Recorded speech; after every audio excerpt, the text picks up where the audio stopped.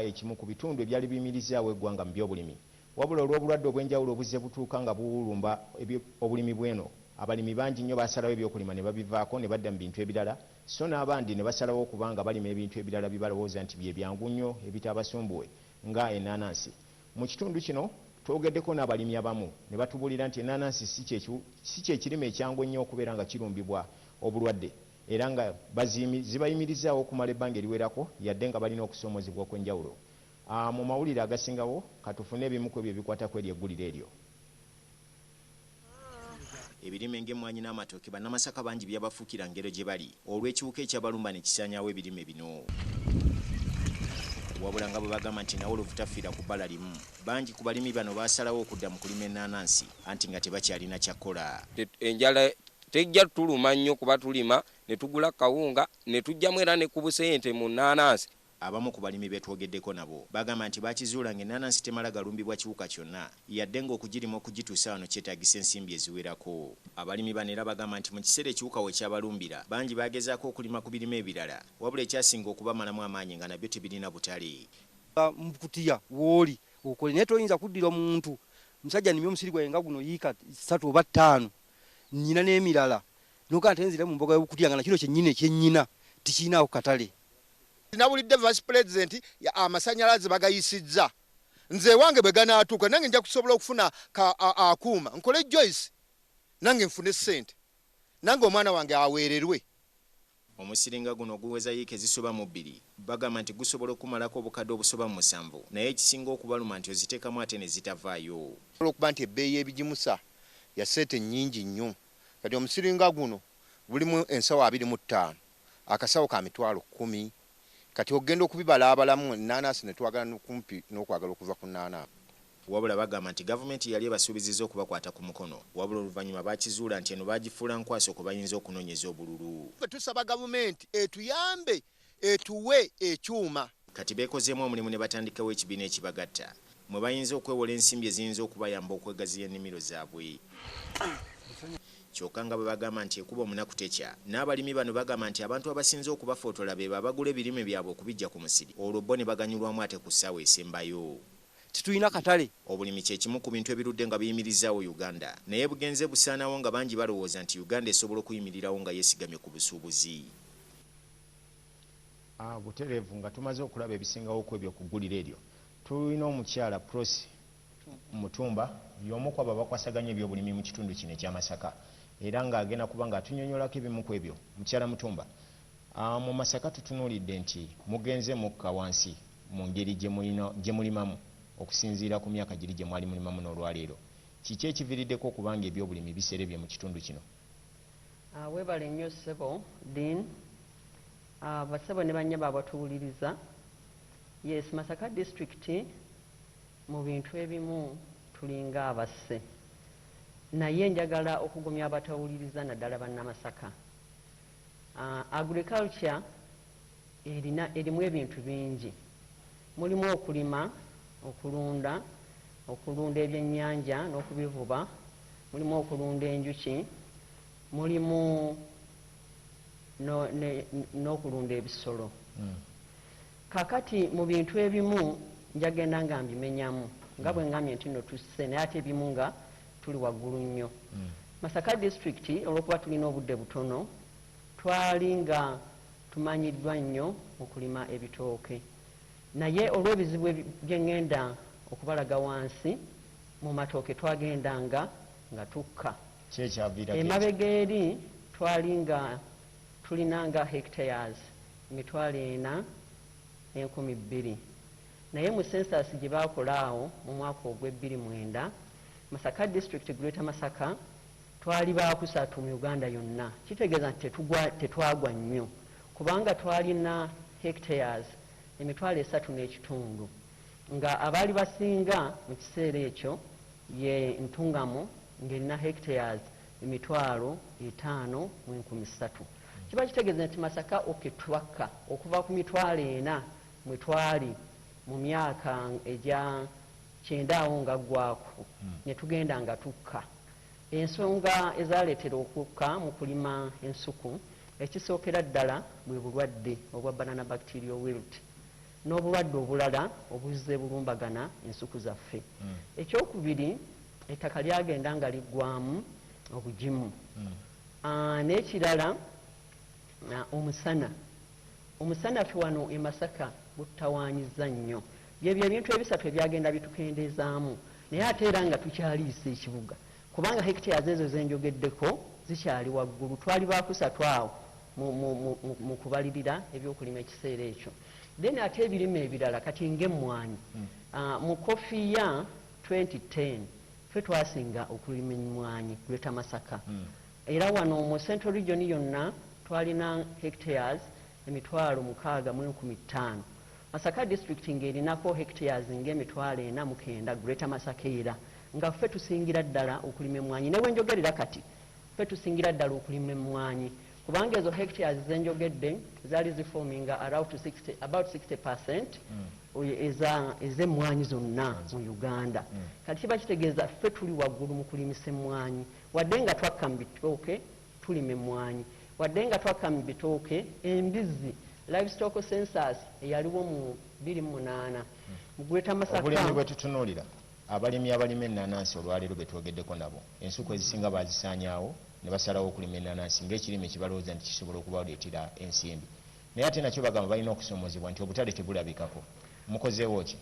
Balina okusomoozebwa kunene obutale tebulabika. Bwewaawo emabega eri tubadde nga tulina obutale bulungi ddala kubanga tubadde tutunda mu South Sudan, tubadde tutunda mu Kenya ne wano local markets. Naye kakati nga bw'omanyi South Sudan waliyo entalo, akatale ako twakafiiriddwa. Kati ffe ng'abakulembeze kyetugerezaako ddala tugezaako okulaba nti tufuna abanaatuyamba naddala ku addinga value, tube nga twongera ku shelf life ey'ennaanansi kubanga nga bw'omanyi ekirime ky'ennaanansi olukikungula nga kikola ki nga kivunda. Olw'obudde okuba nti tulina butono, bingi bye twagala okumanya naye tujja kweyongeza amawulire gaffe ag'okusaawa 3 okwongera okunnyonnyola abalimi abo be tulina. Abadde mukyala Prosi Mutumba yakwasaganya ebyobulimi mu kitundu kino ekya Masaka era ng'ebimu ku ebyo byatunnyonnyoddeko bye bimu ku bikyali okusomoozebwa kw'ebyokulima mu kitundu kino. Wabula kambazeeyo eri muganda wange Patrick Mukasa agenda kuba nga atuwa amawulire agasingawo. Katusooke tugende tuwummulemu ate tukomewo naye mu mawulire ag'ebyemizannyo.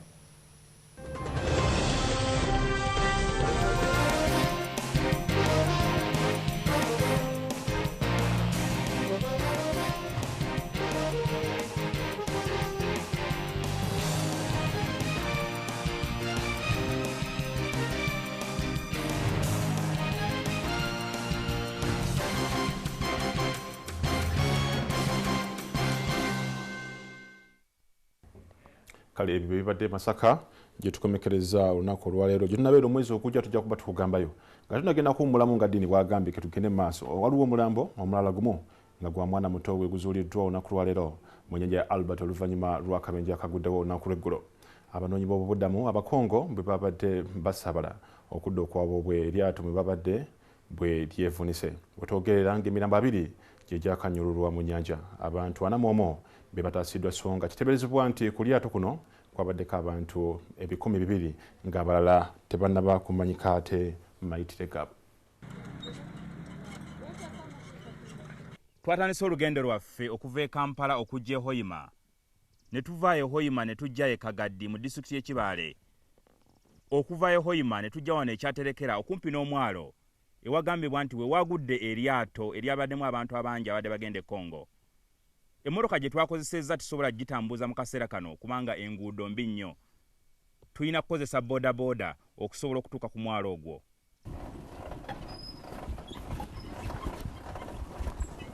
Wano ku mwalo gwa Kitebere okumpi ne Wabidde abanoonyi b'obubudamu ababadde baddeyo e Congo abantu beeyiye wano nga balindirira poliisi okuzuula abantu abaafudde. Lino ly'eryato eryabadde lyetisse abanoonyi b'obubudamu okuva e Kyangwali. Bano batubuulidde nti eryato lyabadde linafu nnyo ate nga litisse kabindo so nga n'abagobi baalyo babadde beesiya amagengere. Ensuubira ekyavuddeko akabenje ako butamiivu bwa driver so nga ate n'ekirala badde baliroodinze nnyo eryato. Kiteeberezebwa nti eryato lyabadde lyetisse abantu abasoba mu 100. Kulaba kwaffe kye tulabyeko eryato ne liyinza okuba nga babadde bataddemu ebintu bingi n'abantu bangi. Oluvannyuma lw'okuyita mu nguudo embi katuli wano ku mwalo ogw'Ekitebere ku nnyanja Albert owagambibwa nti waafiiridde abantu abanoonyi b'obubudamu abakongo ababadde baddayo ewaabwe ne bafiira mu nnyanja. Poliisi evunaanyizibwa ku bidduka eby'oku mazzi olwaleero basibye banoonya emirambo gy'abantu abaafiiridde mu nnyanja Albert. Ennyanja eno yeyawula eggwanga lya Congo ne Uganda. Tujjidde ku mpewo nga poliisi ezuddeyo emirambo emirala 6, abaana 5 n'omukulu omu nga kitegeeza nti abaafudde kati baweza 25.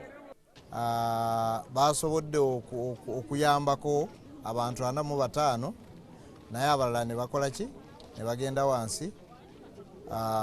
Twakafunako olunaku lw'eggulu emirambo 19 gye gyazuuliddwa ne gitwalibwa mu disitulikiti y'e Bundibugyo n'Entoloko okwekebejjebwa. Okusinziira ku b'ebyokwerinda omugobi w'eryato lino abali mu 5. Ono bwe twogeddeko naye mu kaduukulu ka poliisi mwakuumirwa atubuulidde nti yabadde tatamidde era nga yabadde tatisse kabindo. Accident yoyote bado patikana, lakini ya jana mikasutuka tu mtu nageuzana hivi upepo vile hakuna. Mimi bado fahamu kama ni nini. Benje kale mazzi tegabadde mabi naye olwa ensonga abantu gye batamanyidde eryato ate nga liwanvu lyayewunzise ne liddayo ne likomawo kati ogwokubiri teryakomyewo ne lituyiwa. On that day they said that okay, they are not going to die here, let them go and die where? At home, because here they are also dying of hunger, so let them go and die where? At their home. Poliisi ekyagenda maaso n'omuyiggo mu mazzi era nga kiteeberezebwa abantu abasoba mu 40 bakyali mu mazzi. Jingo Francis wano ku mwalo gw'Ekitebere mu disitulikiti y'e Kibaale. Kale Jingo Francis ebyo byasobodde ate tugira oluyeyo naye tukyagenda kuba nga tukuwa ebisingawo buli kinaba kivuddeyo tujja kuba tukikutuusaako mawulire gaffe ag'essaawa 3 ate nga ne Masaka tukyaliyo mawulire gaffe ag'essaawa 3 bingi bye tugenda okuba nga tukuwa omuli n'okubaganya ebirowoozo mu mawulire ago byogenda okuba nga olaba kasooto omulimu katono mu kudda tugenda kuba tudda n'agavudde ate mu nsiika y'ebyemizannyo.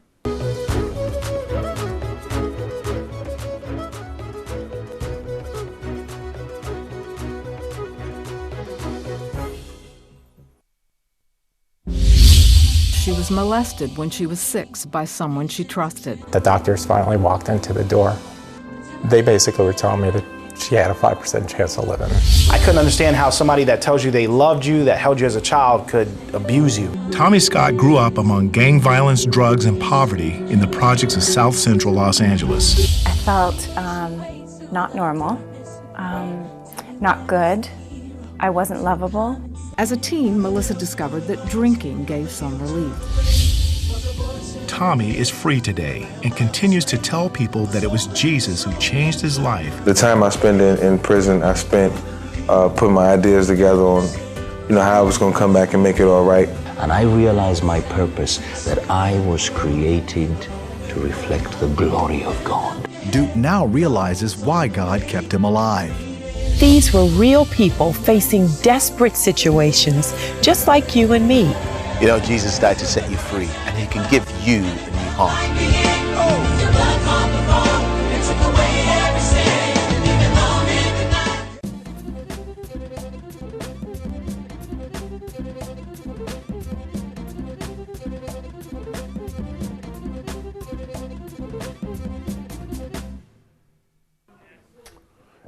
NTV ku ssaawa emu ate kanyomero ka byamizannyo ekibiina ekifuga omuzannyo gw'emisinde mu ggwanga ki Uganda Athletics Federation kiyisa olukiiko lw'abakulembeze okuteesa n'okunoonyereza ku byogerwa nti waliwo abatendesi n'abaddusi abenyigira mu kukabasanya abaddusi abawala. Kino kiddiridde abaddusi okwekubira enduulu eri abakulembera disitulikiti y'e Buko bangi ku bo gye basibuka nga basaba poliisi eyingire mu nsonga zaabwe ng'ekizimba tekinnaba kubanga kisamba eddagala.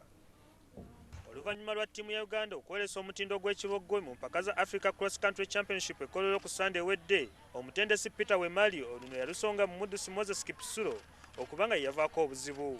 Wemali yategeeza nga Kipsulo bwe yagezaako okumufumita ekiso mu nkambi wamu n'okukuma mu baddusi banne omuliro bajeemere omutendesi n'oggaana okudduka.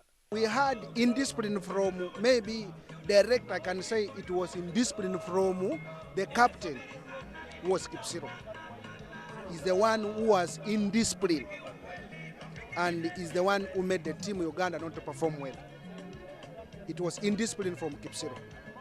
Abaddusi olwabagudde mu matu nabo kwekuzza omuliro ne bategeeza nga bwe waliwo abatendesi abatawaanya abaddusi abawala nga babakanda omukwano ne babafunyisa n'embuto ate nga n'oluusi abandi baba tebanneetuuka. Wabula waliwo abatendesi nabo abategeezezza nga bwe waliwo abaddusi ab'amannya nabo abagufudde omugano okuganza abaddusi bannaabwe abato ne babafunyisa embuto so nga abamu ku bo baba balina abakyala awaka. Bino nno biwaliriza abatwala omuzannyo gw'emisinde mu ggwanga okuyita olukiiko obukubiriri batandike okunoonyereza ku nsonga zino. Tugenda kubeera ne meetings, tugenda ku investigatinga. Nze kennyini naliyo mu kampu, informations tezaaliwo saabifuna nabiwulira nange mu mawulire. Tugenda okutuula wansi tulabe. Abudala era annenyezza omutendesi munne we Mali okuvaayo n'ayogerera omuddusi Kipsiro ebisongovu mu b'amawulire. Ngaba coaches ebigambo ng'ebyo byayogera mu mawulire tebyali birungi, tebyali bulungi, tebiri professional, tebiri ethical. Ng'omuntu omutendesi tusobola kwatakinga one of the heroes waggwanga eno n'omwatakinga mu ngeri eyo. Tulina engeri nyingi tusobola okukola ki okikolamu. Abatunuulizi b'ensonga zino bagamba nti ekyabaddusi abawala okusobozebwako kibadde kirudde era nga bangi ku bakulembeze mu kibiina ekifuga omuzannyo gw'emisinde ensonga zino babadde bazimanyi naye nga bazitemerako ettaka. Sam Mpoza, NTV.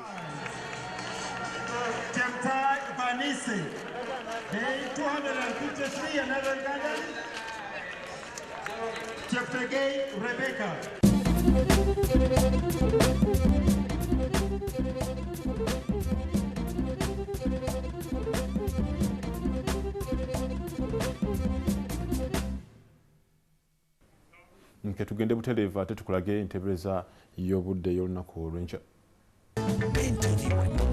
New Mortin Doom Power Guard. Nothing kills faster and keeps killing for longer.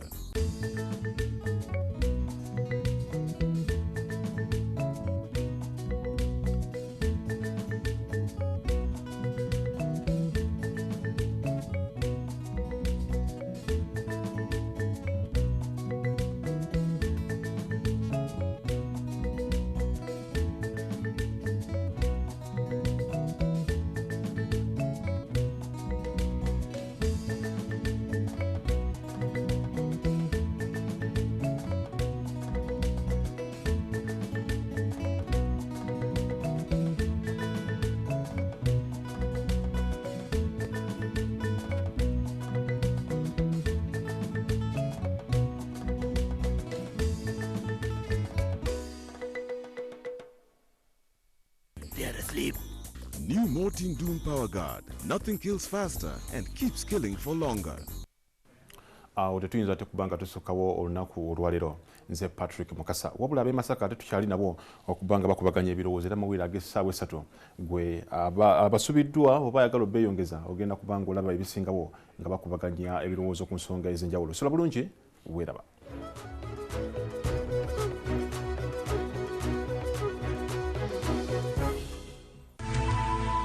NTV, turning on your world.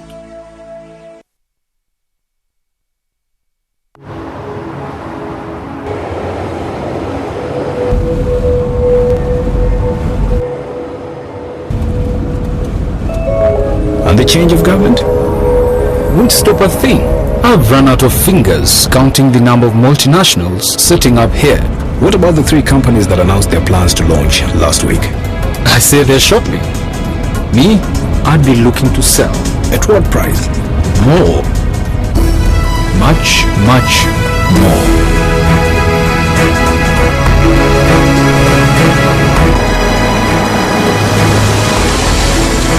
I don't know who you are or how you know these things, but one thing I'm sure of, you're in the wrong job.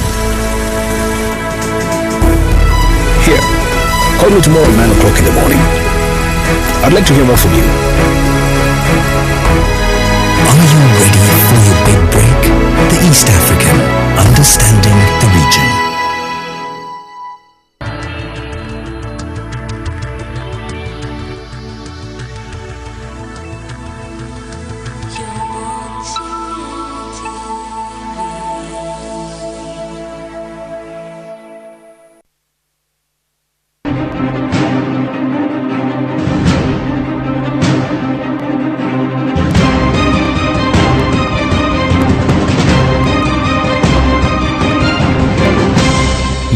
watching Morning at NTV. It's wet, it's cold, it's raining, and it's Monday. But we are here to cheer you up wherever you are. I hope you had a wonderful weekend. Thank you for joining us today here at Morning at NTV. Wherever you're watching, whether on air or online, thank you so much for being a part of the show today. We're starting off the show this wet Monday morning with our question of the day.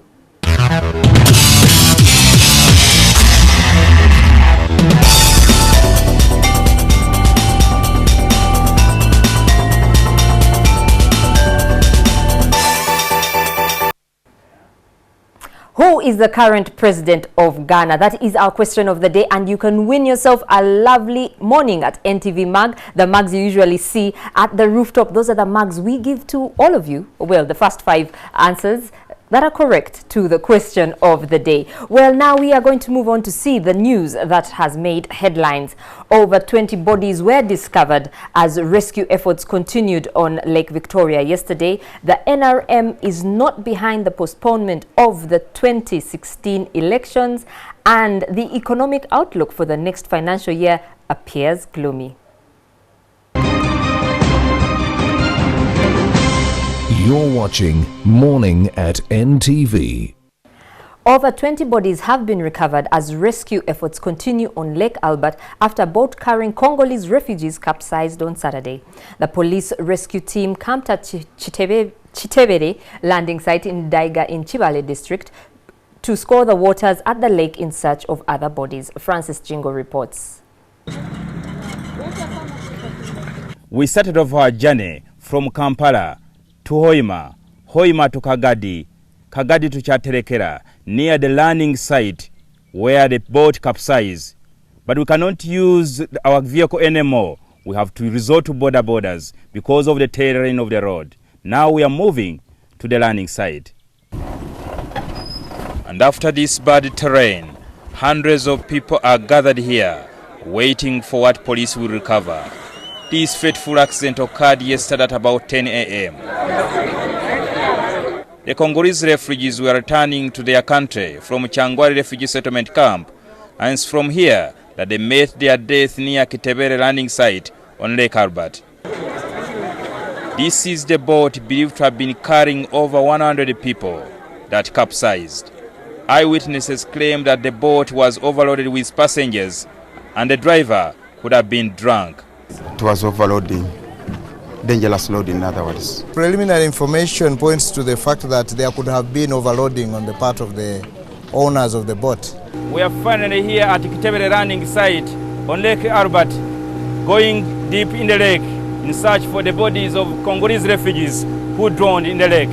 Enforcement officials plus the people from around this place helped a lot in saving 45 lives from capsizing, from drowning, and I think that was quite very good. The mature persons were 92, and the babies are not properly accounted for, and therefore we are looking at a range of about 100 people. The Marine Police spent most of the time of the day in the lake trying to recover bodies, and by this evening, police had recovered 6 more bodies. 5 are children and a woman. This brings the death toll to 25 so far. Police has arrested the driver, the co-driver, plus 1 from the beach management unit. Accident yoyote bado patikana, lakini ya jana mikasutuka tu mtu mnageuzana hivi, upepo vile hakuna. Mimi bado fahamu kama ni nini. That day they said that okay, they are not going to die here. Let them go and die where? At home. Because here they are also dying of hunger. Police is still searching for more bodies and it's believed that 40 more bodies are yet to be recovered. Jingo Francis, NTV at Kitebere landing site in Chibale district. How very unfortunate. The NRM party has said it's not behind the schemes by Nachifuma MP Robert Sechitoleko to have the 2016 elections postponed. While addressing journalists at the NRM headquarters at Plot 10 Chadondo Road, Mary Karoro Okurut said there is no crisis in the country to warrant the postponement of the elections. Former MP Robert Sechitoleko has been mulling over plans to table a private members' bill in the August House, which seeks to extend the 2016 general pause. There have been claims that Sechitoleko's plan had received the blessing of the ruling party, arguing that government is financially constrained and require time to implement electoral reforms. Sechitoleko said the elections should be pushed to 2021. But it's only fair to Ugandans that they understand it won't be out of grid that such an extension would be effected, but because we do care for Ugandans. However, the ruling party spokesperson Mary Carol Okrut said the party does not back an extension. It is not NRM that is behind this move. We know that there are members of parliament who are pushing for it, but we don't support it. NRM cannot support this as a party. And I can assure you, these elections in 2016 will go on as slated. Karoro, who is also gender minister, says there is no crisis to warrant an extension and government has funds in the coffers to finance the 2016 pause. We have been funding our own elections. So this business of saying donors are withdrawing their money, therefore there's no money even for the 2016 election, that is hogwash. The gender minister said an extension would be a blatant violation of the constitution. We have to follow the constitution. Uganda is not in a state of war. Are we in a state of war? We are not in a state of emergency.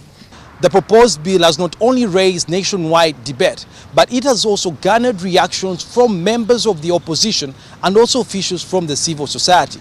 Now, the Nachifuma MP who proposed this bill is now in consultations with the Attorney General, and soon he will come out with a stand. The economic outlook for the next financial year appears gloomy as government plans to slash funding to some of the key sectors. According to a projected budget for 2014-15, some of the sectors which will receive less funding compared to last year include agriculture, education and health. Sudhir Ruhanga reports.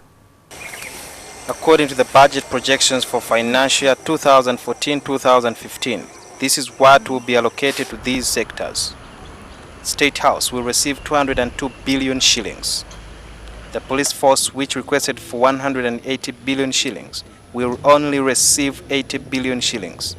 The Electoral Commission, which asked for 215 billion, will only get almost half and has been allocated 105 billion.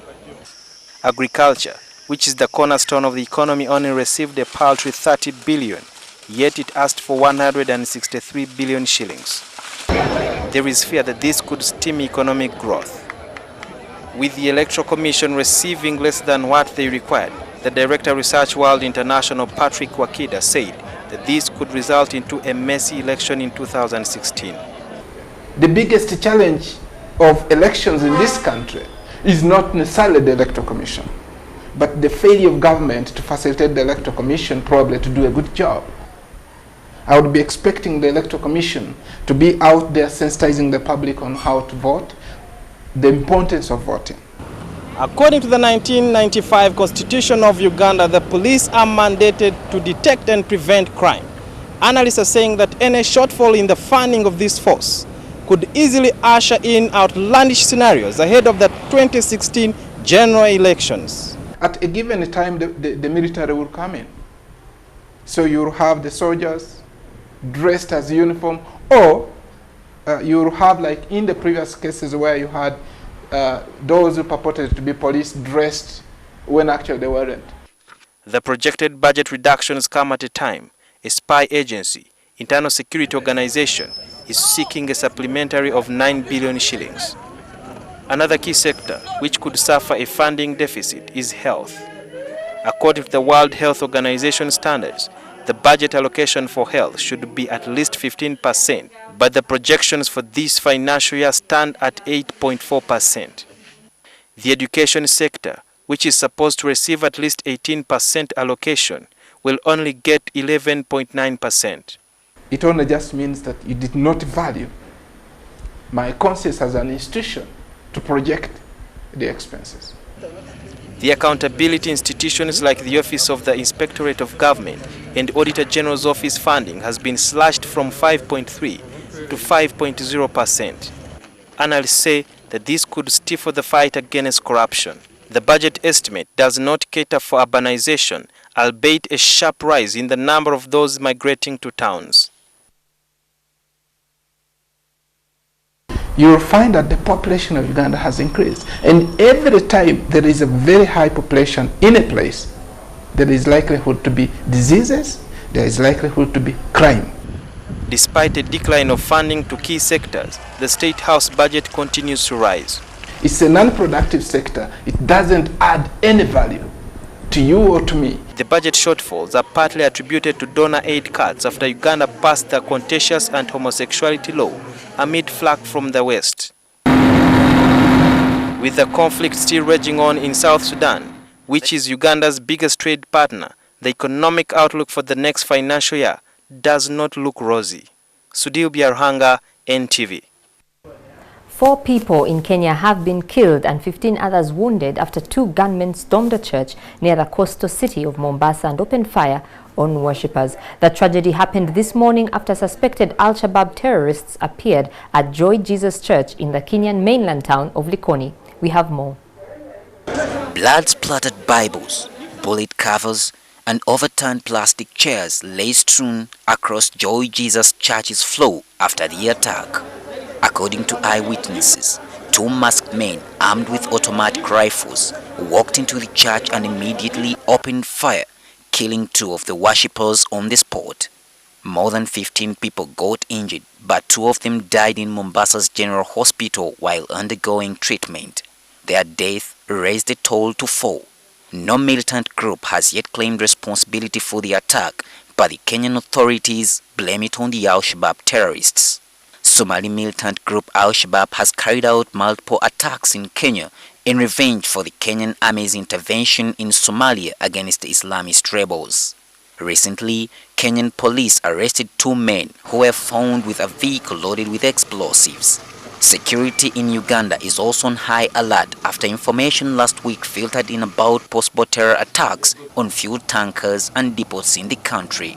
Terrorist attacks on public places like churches is a tool used by the Al-Qaeda-linked group to instill fear in community.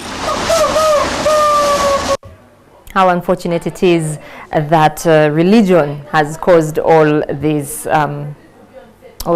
fracas, really. Well, the family of the late Joan Namazi, a 17-year-old student of St. Mark's College, Namagoma, who was murdered last week, is living in fear after the assailants threatened to strike the family again. This comes as police continues to give conflicting accounts during the ongoing investigations.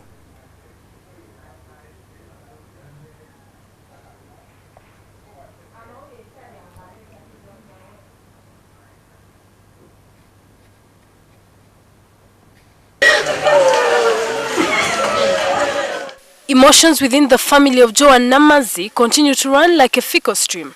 Namazi was laid to rest at her ancestral home in Gombe yesterday. Even at the time, the family is yet to heal from the emotional scars. Joan's killers have threatened to sow more mayhem. He was almost threatening that after you, then I'll come for the dad. So it's a threatening situation. If somebody is still insisting on calling and even threatening, then there's a lot of concern to be taken. This murderer called me and told me, they have shown me, it's you who is next. He described what I was putting on, everything which was at home, that I've seen you. I was so threatened. I decided not to be outside the compound. I decided to go inside the house for the sake of safety. We are so threatened in that I can't go back to school. At home we are not safe. But a trail of questions remain unanswered as police officers continue to offer contradictory accounts. The suspect we have in custody is called Rolin Chiwanuka. He's the last man who was found, who was last seen with the deceased. She was just brought here to give us information while they moved, and later she was released. Chiwanuka is going to also tell us the other people he had, because we we are going to cross-examine him to tell us exactly who the group he had, how many were they, what they were doing on the mountain, where did they get in touch with the girl. So far, we have not arrested any other suspect in connection with the murder of Namazi. As detectives continue to follow possible leads to track down the killers, a hill in Namaswa, where her body was discovered, has come into sharp focus. Police claims this hill has become a crime haven. Barely a few days before Namazi was killed, another body of an unidentified teenage girl was discovered hanging on this tree. Locals in the area claim this place is a sanctuary for the sale and consumption of illicit drugs.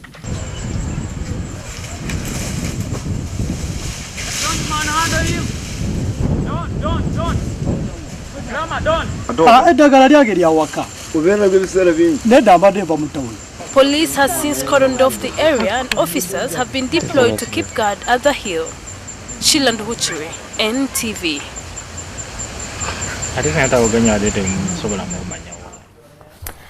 And that is all we had for you in today's morning bulletin. Thank you for watching us. Moving on to some of your text messages.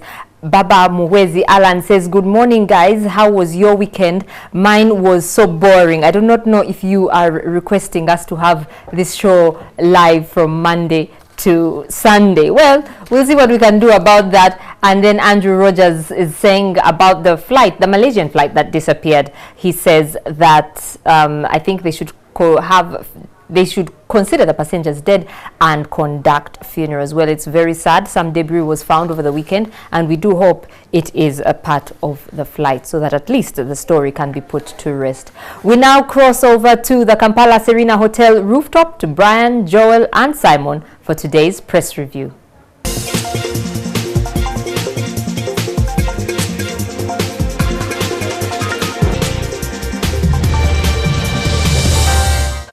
Well, here we are on a very cold Monday morning. It's raining all over Kampala, but if you're watching us from any other part of the country where it's dry and warm, have a wonderful morning. And the same applies to Ugandans who in Kampala who are waking up to a chilly Monday morning, the 24th day of March 2014. Good morning, folks. We're here again to give it to our viewers with regard to the press review on Morning at NTV. Good morning. I just thought this morning that I would probably have a moment of silence so that we can, pass on our condolences to our friend Brian and his colleagues. But hopefully that will come towards the end as we look at the sports section. Brian, who died? They were scored, is it 12-1? I really don't know. You mean in football? I thought nothing comes worse than death. But there's some worse rushing. When Arsenal gets beaten the way they did. I think well, we are not beaten. We were disciplined. Yes, of course. But you know, what have disappeared? That had happened for Brian. The Daily Monitor this morning, the Observer this morning, and the Red Pepper this morning is what we're waking up to, with the Monitor coming up with a huge headline. Nandala Mafabi, you remember him, the former leader of opposition, the guy who tested it out for the top job at the Forum for Democratic Change, and who has recently been elected the top dog at the Bugisu Cooperative Union. Now here he is, again making headlines in the Daily Monitor this morning. What is he up to? He's backing General Mugisha Muntu, the president of the Forum for Democratic Change, for the 2016 election. Now let's not forget that their biggest nemesis, the NRM, is moving around the country. We're talking about the NRM members of parliament who form the NRM caucus, who have disregarded their top organ, and it's reported in the Daily Monitor this morning as well. They're moving around the country marketing a sole candidacy of their beloved president, Yoweri Museveni, to be the sole flag bearer. Oh, well, flag bearer is already sole, but the sole candidate for the NRM in regard to the presidency come 2016. Actually, the Observer here seems to say anti-Mbabazi campaigns abandoned. Apparently, the president told the caucus that there is no money. And the reason is because of the 8 cuts as a result that was precipitated by his assent into the anti-homosexuality bill. But you see, I've been reading between the lines and I'm thinking, okay, wait a minute. If they're saying there's no money to fund their NRM party activities, which is tethered to, 8 cuts, I'm thinking, so previously, money that's been coming to facilitate government programs has actually been used to fund NRM, programs. And the debate has been on, government has already denied that. Not directly. I mean, if If, for example, money was meant to, say, construct a road and was generated from local revenues, if, say, there was money that the NRM had garnered through their colleagues and friends from the diaspora, now with these aid cuts, that money is going to be used to carry out more pressing issues for Ugandans. And I think for the first time we are seeing an NRM that is coming up very keenly in showing how much they care about Ugandans. I see. Okay. How good for them. But you see, we have not seen a clear distinction between government and the NRM, the ruling party. Much of the time, the two have been married together. It's very unfortunate, and that is why you hear remarks such as this. But I also want to, go back to what Mafabi is saying, that he's backing Mutu. I think FDC should actually look for a strong candidate against the NRM. And by strong, who do you think would be Nandala Mafabi?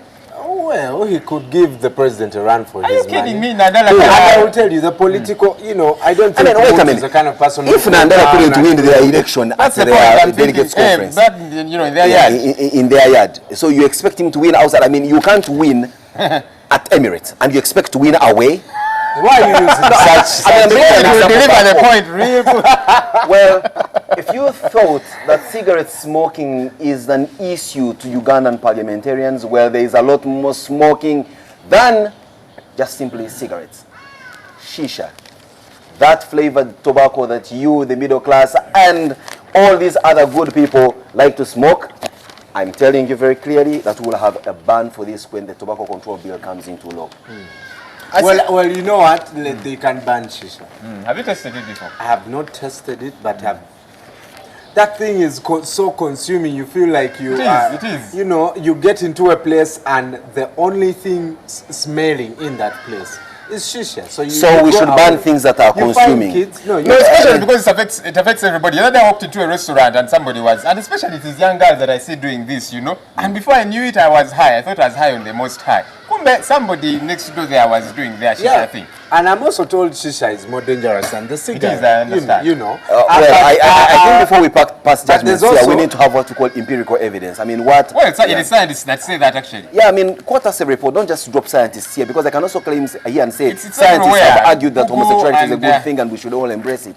But we need to say this report issued by this scientist simply indicated. I mean, we should, at least on this desk, be a little more informed than the people that are watching us, or at least claim and appear to be. And when we drop here and start dropping around stereotypes and rumors, then we begin to lose the moral high ground of sitting here and being able to dissect these issues. No, they're not rumors. Because an aphrodisiac. Well, now I am That's a fact. As opposed to I'm then surprised that you're calling for the banning of an aphrodisiac. I wouldn't use that. Simon, as opposed to homosexuality, where there are some doctors saying, it is inherent, and then others saying otherwise. I've not seen any scientist who actually says otherwise.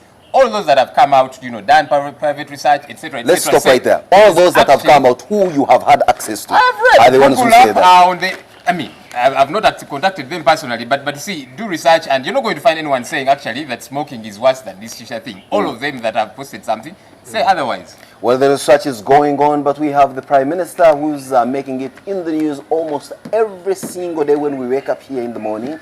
Today in the Daily Monitor, it's reported that he uploaded his wife's father. Now, the other day he was in Heart to Heart magazine. Today he's now uploading his wife's father, and the wife's father is the Reverend Geresem Ruhindi. But in the Daily Monitor, and this maybe is an appeal to my colleagues at the Daily Monitor, if especially you're watching this, if you have someone's name wrong, what else can people trust you for having right? This man, Ruhindi, is reported in the first paragraph of your news, in your news writing as Ruhinda. Now, Ruhindi and Ruhinda are two different people. Unless, of course, you are behaving like many people who call me up after seeing personalized plates of some rich gentleman in this town called Kasiata, and they call me and say, Simon, you have wonderful guys. Yet Kasiate and Kasiata are two different individuals. So Ruhindi and Ruhinda are two different individuals, all appearing in one story as if to describe one person. Now, when you have a name wrong, I think we as journalists need to take it upon ourselves to be at least meticulous, especially those who put it in print. We previously, when we started this whole thing, there was no YouTube, so you couldn't refer to what we say on air. So TV journalists and broadcast journalists always went away with the little mistakes, slip of tongues and all that. But when you put your mistakes on print... Because they were equally incompetent anyway. Exactly. But when you put things on print, I think you need to have a little more conscious you need to be a little more conscious that people are going to read this for posterity. Without a doubt. And that's possibly why they are editors, and that's why they are copy editors, that's why they are reporters who should be ordained. And for me, I believe that unless we indict ourselves, then we appear not to be up to the mark to the people who read us. You're sending a serious salvo to them. The other day I was reading one of the It's not about dailies. sending a salvo. I mean, it's honestly talking to colleagues and saying, look, rightfully so. we send salvos to everyone else. Why shouldn't we send salvos to ourselves? I certainly do concur. Every day you open social media, people are sending salvos at me and accusing me of all sorts of weird things. So why can't I also send salvos at people who do things wrongly? So revenge. But you see, I was reading one of the dailies, and I think the president had commended somebody, and they wrote the president had condemned somebody. Now, that can go the wrong way. You know, just one word. Instead of commend, you write condemn. Someone writes migraines, supposed to write migraines can cause death, and they write margarine, you know, the blue band, and then they illustrated it. It's one of those, you know, things that you... No, but see what it says. But that is what's propagating incompetence. No, but you see, this is what is propagating incompetence in this country, where everything wrong. We say, let's cut them some slack. He steals 1,000 shillings. Oh, he didn't steal 1 million. He steals 1 million. No, he didn't hit the 1 billion mark. So how worse is worse that for us we should start to condemn? That's the $1 million question. But this morning, anyway, continuing, there's some bad news here. Of course, there is still a lot of rescue efforts with regard to recovering those DRC refugee seekers who drowned in Lake Albert. But as that happens, a truck rammed into students, killing 6 of them. And there's a picture of one of the injured students on the front page of the Daily Monitor this morning. 2013 level results are coming in not long a while. So for those of you that have been waiting and waiting, Judgment Day is coming your way soon. Well, this is almost a case of dog bites man. Police block opposition rally on electoral reforms. But, well, let's read this again. Police block opposition rally on electoral reforms rally. It's in the Daily Monitor this morning. Yeah, but you see, that story goes to show how this ground is not leveled at all. You're having government coming up to say, you see, you media houses, you're supposed to air our programs, and yet the opposition, for example, is not being given leeway to, you know, have a take on these things. When they go to these media houses, even when they pay money, they are locked out. In 2010, just before the 2011 polls, UBC was paid 6 million shillings by the FDC to air, you know, ads, and they were locked out. And apparently they did not even want to pay the money. Then there was a court case. I don't know whether eventually it was paid. But you see, the ground has got to be leveled at some point. So don't media houses have the right to say we shall not take this content on, we shall not... Well, of course, government is coming up to make it a policy. That means it's got to be implemented. We'll see how that works. Ultimately, but wait a minute. So with networks like NTV that have got an incredibly wide reach across the country with super quality pictures and, of course, top-of-the-range presenters, anybody that is anything in this country and has a serious message to send to Ugandans, why, for heaven's sake, would they go to another TV station, more so UBC, especially if they're a political organization? Here is the analogy. FDC was dead on arrival when they decided to go into that. Well, why did they? It was a deal of I pay you money, you air my ads. But here's the analogy. That's what I'm saying, that they could have gone elsewhere. I mean, if you have money enough to buy a Mercedes-Benz and you go and buy yourself a Datsun, it doesn't perform as well as a Datsun, you give it to me. Let me not pay, and you say, after all, it's a Datsun, so I won't deliver it. But you see, and especially one sold off the back street, not if you go to a bona fide deal of Mercedes. Here is my analogy. You see, the government here is being like a man who fails to take good care of his wife. The wife looks unkempt, looks shabby, and then there's a neighbor who's taking good care of their wife, and this guy now begins to prey on the neighbor's wife. Government needs to take good care of UBC. You know, there's potential there, but they don't invest in it. NTV, for example, invest heavily in having a good what do you want government? What do you want government to do to UBC? Oh, come on, that place is run down. It is a sleeping giant. Invest in it. Take good care of it. You know, so don't come and prey on those that, like NTV, that have invested heavily. I see you cutting a lot of slack to the incompetent managers that station has had, and you're blaming it on the government. Well, government has done their but it's actually those fellows there. I know friends who have been running that place who simply went in there and siphoned the thing to the bone marrow, and they are working in this but who is its regulator? Who is this regulator? Ultimately, the regulator has got to, you know, call all that. Anyway, actually, somebody was telling me they were watching UBC. At the end of the day, the buck stops with the government. Even today's rain can be blamed on government. No, where government is a regulator, that should happen. Even a friend was watching it, and when it came to is it weather updates, apparently they wrote something that due to technical problems, today there is no weather. Not weather updates, there is no weather. And those are some of the things that Parliament recently unveiled a new wonderful parking lot that cost the taxpayer 36 billion Ugandan shillings. And guess what? We're getting to this morning in the Daily Monitor. This state-of-the-art, 5-storied parking lot, the first of its kind in Uganda, is leaking. The rains have exposed the fault lines in it.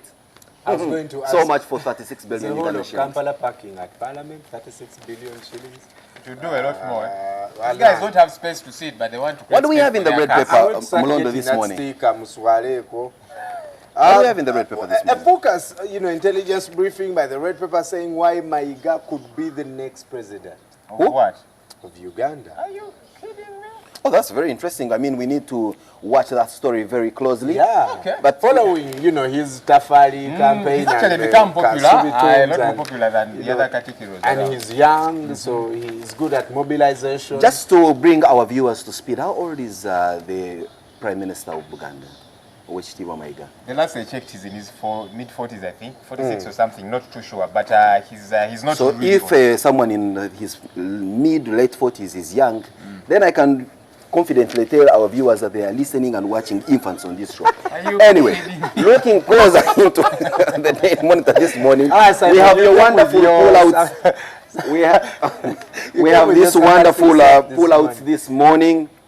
We have a wonderful pull-out this morning, and yes, one of the people I hosted here very recently, Nargis, her story is being talked about in the Daily Monitor this morning. If you missed out that segment of ours, get yourself a copy of the Daily Monitor and get to understand what she stands for and who she's managed to impress by her views in the Daily Monitor. Of course, Health Living, your wonderful Well Living magazine is in the Daily Monitor this morning. If you're waking up to a bad Monday morning, well, I think it's time you get yourself a copy of the Daily Monitor and get to know how to live better and smile even wider. Are those the ladies who were telling us to leave their miniskirts alone? The ones you were talking about earlier? I have warned you against attacking the female. No, I'm just asking a question. So.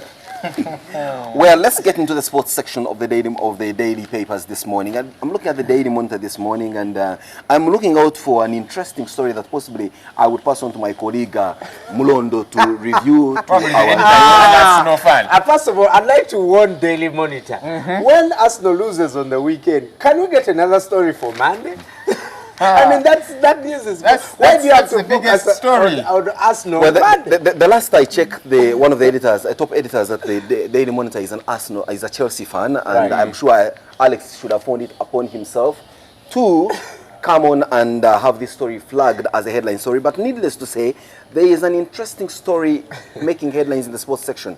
Nanyondo, a female athlete, lifts misery on Uganda's athletics. Now, this is to show that with a recent defeat in this cross-country championship that took place not so long ago in Kampala, we see some lady athletes giving us pride and lifting with them gold and silver and bronze medals. The Observer has it here. 1000th game leaves nasty scar on Wenger's heart. He's here, he looks very despondent. You see, somebody was telling me that as they were watching the match, they imagined the rapture had begun with Arsenal players. It looked like there was no Arsenal player on the pitch. However, we do commiserate with you, Arsenal fans. We feel you. These guys are very resilient. And for a lady who goes with an Arsenal man, you can be sure he you can be sure that odds, no matter what, we shall bounce back and make it, happen. Well, talking about bouncing back, let's take a short break. When we bounce back here, it will be the big story. Now, if you have lights flickering or you are unable to watch us, many times you blame so many other things. But today we're going to discuss the power sector. And for this entire week, there is a 90% chance that we'll discuss nothing but electricity, right from the point where it's generated, the point where it's transmitted, the point where it's distributed to your homes, and then put government to task with their regulator, the Electricity Regulatory Authority. To what extent are they regulating this sector? But enjoying electricity, does it pinch your pockets? Do you find it a bit difficult to afford? Or are you also involved in making it more difficult for others to afford by one, stealing electricity, engaging in illegal connections? All these issues will be discussed when we return with a big story.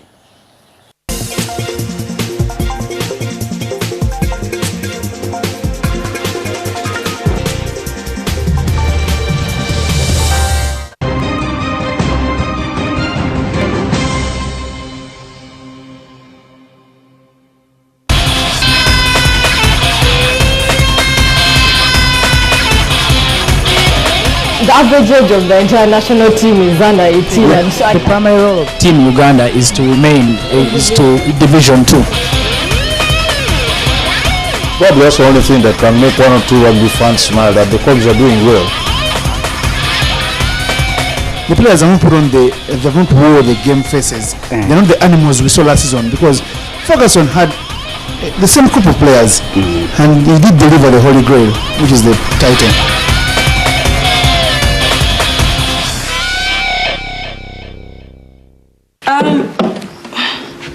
What's that? That document. Oh, that. Just some business. I came to apologize.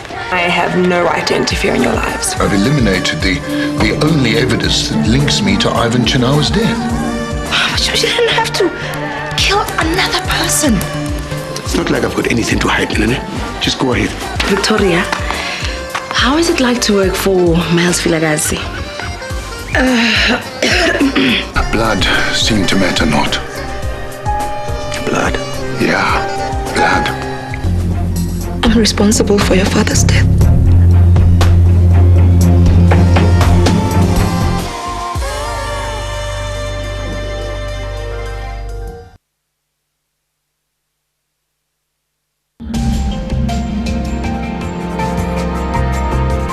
This Monday, 24th March, Umeme will be releasing its end-of-year financial results for 2013. Watch NTV Live at 8:30 a.m. to 10 a.m. as Umeme Management presents the end-of-year financial report.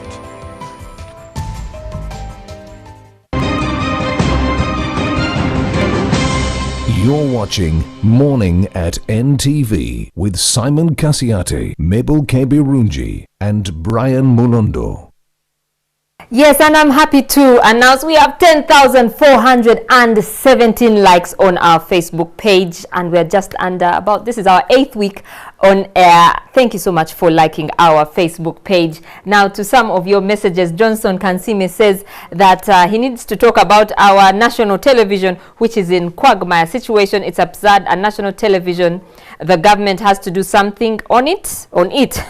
Why don't they invest just like NTV does? Wama NTV, yeah, the best. And then Romano says, hello gentlemen, you have really become a threat to us. You guys are always smart. Every time I wake up in the morning at NTV, I get a reason to dress smart too. It's great if we can inspire your dress code. Thanks for being a good example and for being very informative. Kamoga Hassan says, thank you very much for the show.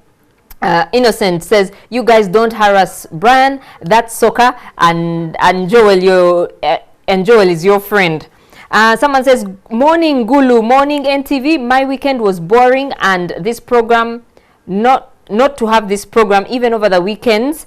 Otherwise, big up to all at Gulu University, all the students. We love you so much. You guys turn on our world. NTV, you are the best. Hello, morning at NTV. I like the show. Let me first forego breakfast. And Kanyere Anthony saying it is also raining in Jinja, but we have to work. Good morning. Now, today on the big story, we shall be hosting Charles Chapman. The picture is already there on Facebook. The MD of Umeme, and he will be talking about the financial results of the organization. We now return to Simon for that.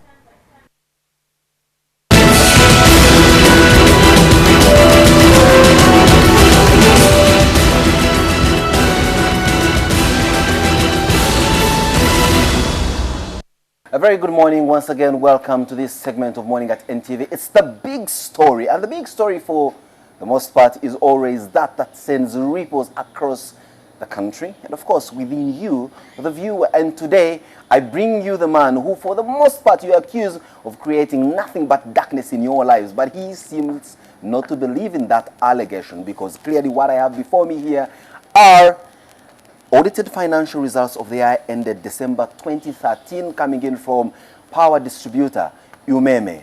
Now, let's not forget that Umeme has been in the news lately with so many things playing out in their backyard. You've got a parliamentary ad hoc report by a committee calling for the termination of their contract.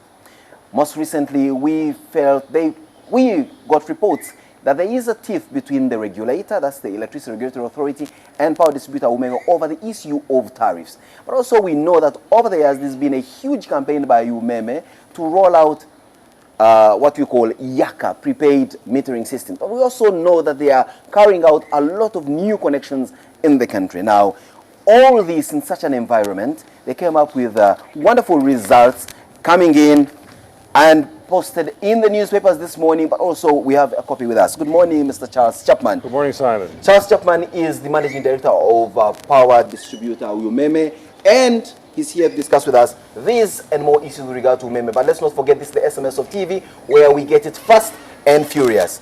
Chapman, Mr. Chapman.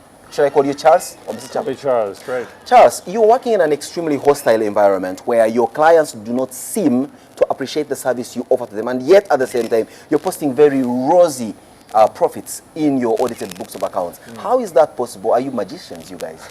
We're certainly not magicians, and the electricity sector worldwide is a hostile environment. It's an invisible product. Nobody likes to pay their electricity bill. But we're very grateful to our customers who, over the years, particularly the last 5 years, have reduced the amount of electricity theft and paid on time. And we'd say a big thank you to those customers, because that's what's allowed the sector to be viable. Sometimes people forget that if you have a sector, which we had about 10 years ago, where there's very, very high power theft, it won't be viable. So we know that we still have outages. I mean, the rains are here today, and some of our feeders are old. But from our research, we're seeing that while we still do have outages, they're much shorter in duration, and there's much less of them. So our research is showing over the last 3 years that there are improvements. We're not there yet, and we know that, and that's why we made $50 million of investment last year. But we had a target for Yaka, which we've surpassed. We've got over 50,000 prepaid meters last year. I'll take you off your wonderful down here ride and ask you on the issue of Yaka. You've got many Ugandans who have been connected to this platform complaining that they do not seem to get value for money, that this Yaka machine is a brigand but dressed up in electronic device. What can you tell those people who seem to lose money increasingly through Yaka? Well, I'll tell them very simply, the people who have Yaka for a year are saving money because they go in and they can manage their consumption. One of the big issues is that if you have a debt, maybe of 300,000 shillings, please pay it off before you go on to Yaka, because as soon as we give people a loan if they want it, but if they're paying off the loan and the power, then it's very expensive. So I'm urging people, we'll help as much as we can. Please clear off your debts if you can before you go on to Yaka, because paying it off, it looks very expensive. It goes on the meter. Well, even those that have no dates with you, or those who started off Yaka at zero balance, seem to be having this problem. They don't understand how Yaka is calibrated. But before we get lost into the discussion on Yaka, let's look at the bigger picture. No, Simon, I have to stop you there because it's a really, really important point, right? We're investing $100 million in Yaka. We don't have to invest it. If the government and the regulators say to us, don't invest in Yaka, by all means, that's what we'll do. But people are pleading for Yaka throughout the country. And the people who aren't being fair on this, because we don't make money if we put in a fraudulent, and we can't with modern systems, you know? So it's really, really important. People need to work with us and understand that we have no way and no interest in cheating people on Yaka. You see, Charles, I'm one of those who yearned and advocated for Yaka, and I'm glad that in the first district where you rolled it out is where I live, and this is a very personal issue. I have personally not had any problem as much as I used to have with you with people who easily find my home to drop a bill but cannot find my home to pick, you know, to connect. But for the most part, you get to hear people complaining. So Simon, you said you've used Yaka. Yes, and you said it's working well for you. Exactly, so but please, you see, I am an. but don't. When we go and talk to people specifically, right? Everybody we've spoken to says they enjoy Yaka. They're able to save money. So you get some miscreants causing problems because they have a bill. Now we can help them with that bill, right? But don't confuse your old bill with Yaka. Yaka is a very good system. We're very happy to work with any independent body to come in and look at how Yaka and is verify working. how it really verify. It's a very good system. So before we throw the baby out with the bathwater, which is a very dangerous thing to do, I would urge those people who Yaka is working for. Those who aren't, come to us. We'll work with you, we'll work with the bodies and make sure that they understand it fully. Come to you and work with you. In one of your operational performances that you post in your audited books of accounts, there is one particular, element that I would love to read for the viewers, increasing investments here on connecting more customers and enhancing revenue growth. Yeah, it's. I mean, the good news. There are a number of pieces of good news. We've connected over 60,000, I think, new customers this year. Okay, last year rather. So those customers are a lot happier. People who didn't have power. I mean, the real issue in Uganda is actually not the people who have power. Yes, they have to improve their service, but how many people don't have power? So look at our graph. We have more than double the number of customers that are connected. Then putting people on Yaka, improving the quality of the power is a key issue for us. So look at our investments, new substations, prepayment metering, improving and restoring lines, and also bringing down. We have saved the customer over 100 shillings on their tariff per kilowatt hour over the last 5 years. There are two big issues that Ugandans continue to grapple with regard to the power sector. One, it's availability. Do I have power when I need it? Never mind how much it costs. That's one group of Ugandans. And who, for the most part, are disappointed that they don't have power as and when they have it. I see posts on social media, everybody cussing and issuing out all those F words about umeme. Then you've got the other flip side of people who say, well, we have the power, but it's way too expensive for us to afford. What is the message you are sending out to those two groups of consumers? Okay, those are, around the world, those are the two most important issues. Availability of power. Over the last 4 years, the availability of power has increased dramatically. Combination of factors, the investment in generation, and also the improvement of the system. So now, yes, people get very, very annoyed when there's an outage, but it's shorter, and our investments are around reducing those number of outages. So our independent research shows it is improving. We're not there yet, and there's some areas where the growth is phenomenal. The housing growth is phenomenal, and we have to catch up with new substations. The other issue is around the tariff. A lot of outdated and misplaced information around the tariff. People say Uganda is the most expensive. You just preempted my next question. Now, I will pay anybody who can prove that categorically with independent research, right? I will pay them $1 million, right? $1 million. I will pay $1 million because it's a lie. It's an absolute lie. And I can prove categorically that we are now cheaper than Kenya and a lot less expensive than people around sub-Saharan Africa. There are myths going around about power. The issue is, 10 years ago, there were issues when they had to buy emergency generation. We have reduced the price of electricity effectively by 100 shillings, right? 100 shillings, okay? The other day there was a reduction in the tariff of 4 shillings. And many Ugandans but look at the graph, Simon, look at the graph. And called it a drop in the ocean. Look at the graph. 100 shillings for the most part Simon, would be a drop can I in the explain ocean. something Please to you? do. 100 shillings is not a drop in the ocean, it's 25%, right? If we hadn't reduced losses from 38% down to 24.3. Well, today, in the tariff that the regulator pays is it's 20%, right? That's more than a 15% drop. Customers, thank you customers, have paid their bills, and we have a collection rate which is one of the best in the region. If we didn't achieve those What is power losses? Simon, let me finish, please. If we hadn't achieved this, right, prices would be 25% higher today. Now, just please think about this, Simon. We're an electricity distributor. We're not a manufacturer. We're like somebody who delivers the gas, right? Our cost, our tariff, has actually reduced. The overall tariff has gone up, but the Umeme tariff has reduced. And the reason we're able to do that is thanks to our customers who've reduced the level of power theft and evaporation and have paid us on time. We thank our customers for that, but that has helped the sector. You're being very nice to your I'm customers. not. These are the same guys who possibly need to be explained to. What is power loss? What should... It's two ways, right? People stealing, big business and small, right? And individuals. And individuals, very right? Good.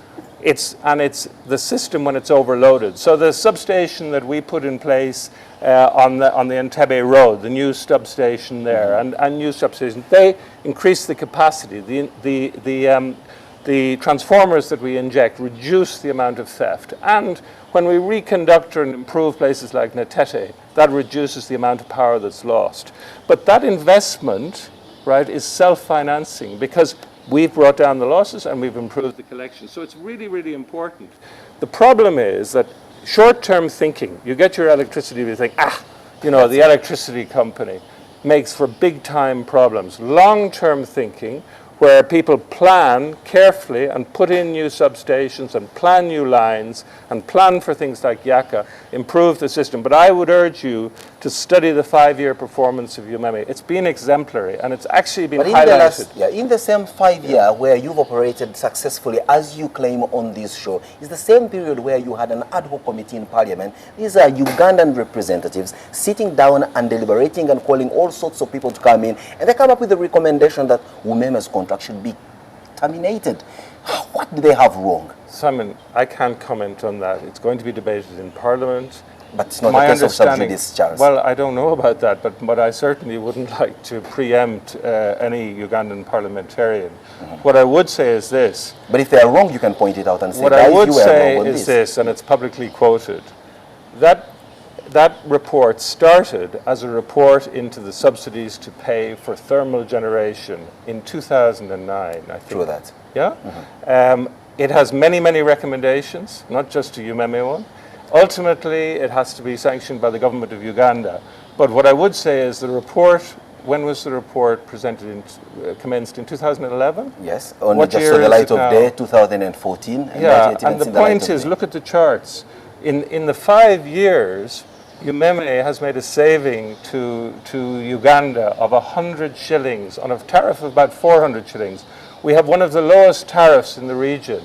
And I just say, my issue is I need to look forward. This sector needs to look forward. I think the government is looking forward, to things like Kuruma, and we need to encourage investment of about $2 billion, US dollars, into the sector in about 3 years' time. Talking about investment of these huge sums of money, we're looking at a rosy financial performance from UMEME, at least given the figures that I have before me here. What has occasioned this? Like I said, again, you work in a hostile environment, but you're able to post these wonderful financial one of the reasons is that people have confidence in a transparent company. There aren't many companies that come on and explain what's and all their issues, right?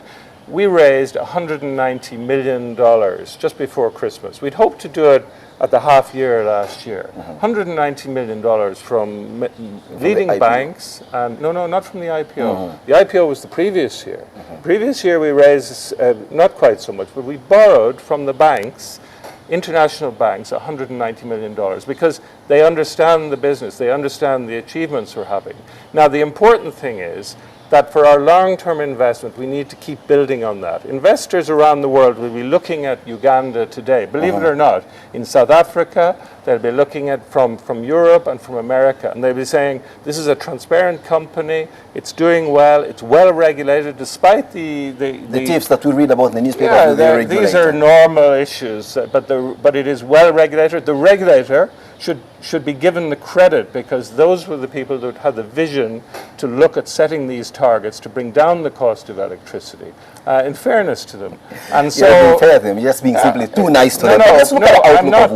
The reason I believe in good regulation is the regulator represents the smaller customers. Big customers can generally represent themselves. They represent all customers, but they're a very important element. And strong regulation and fair regulation is very important for investors, particularly overseas investors. The first question they ask me when I go to talk to them, they ask me about the economy of Uganda and how industrialized it is, and it's a very industrialized economy, believe it or not. And I will add on to my final question with regard to the outlook of UMEME. You find yourself operating in the economy of Uganda that, well, you say is extremely promising and all that. But let's look at the outlook of UMEME. Some people who are proponents of UMEME's modus operandi will say that much of this noise that's generated around you and the calls to have your contracts terminated, in fact, reduce on your confidence in operating in Uganda. That you could wake up one morning, pack your bags and go and operate elsewhere where the population is more receptive and the governments are more supportive. What's your long-term vision with regard to operating in Uganda? My long-term vision is that we're in the electricity business. It's a long-term business. This is a great economy. We have great businesses. If you look at many of the industries we have that are growing here, Uganda is a gateway to Congo, to Sudan, to Rwanda, and even Kenya in some cases. So it's a fantastic environment. Our investors are very encouraged by the growth of Uganda, the stability of Uganda, and the government's policy, and that allows us to raise this kind of investment. Before we stop, I'd like to say a big thank you, because our customers make our business, our staff make our business. It's the same customers that are complaining, and this is what I'm worried about. Every customer is entitled to complain. I ask them to complain to me when the power goes out, but they also, it's an opportunity to say thank you. Believe it or not, I get many people who say to me, thank you, okay, for restoring. Charles Chapman, but you ask your guys at the call center on the who ground, we are rang with the phone calls every day. On the ground, yes, service standards have improved, but if you look back, this sector is in a much better place than it was 10, 12 years ago. Much better. Others would argue it possibly would have been in a much better place if Umeme fastened their belts. Lots of people can say, what if? We are where we are, and the opportunities exist to expand this sector. And the other thing is, let's say a big thank you. How much subsidy has Umeme looked for? None. The tax revenues that URA are making this year, ask URA, they have a fantastic record of growth with Umeme. They're not doing so well in other sectors. There's a big thank you and good news for the revenue tax, for the Uganda tax authorities. I think for the customers as well, because there's 100,000 Jaka going to go in next year and more new customers. I think for the government, because we're returning further investment to the government. And finally, of course, to our shareholders who see a very good growth in their dividend and in the value of their shares. And remember, Charles, when you're just before, as soon as you walk off this desk, there will be someone to hand you over an invoice for putting across no, this but wonderful one other remarks. one other final point, and there were a lot of skeptics at the time. I recommended to my board, and they gratefully accepted. We gave one extra free share to every Ugandan who purchased the shares, and those people who had confidence are now being rewarded. The skeptics who undermine them, I think, should be just taken around the corner and talked to. You're telling so many people, including yours truly. Let's take a short break and return, as Simon says.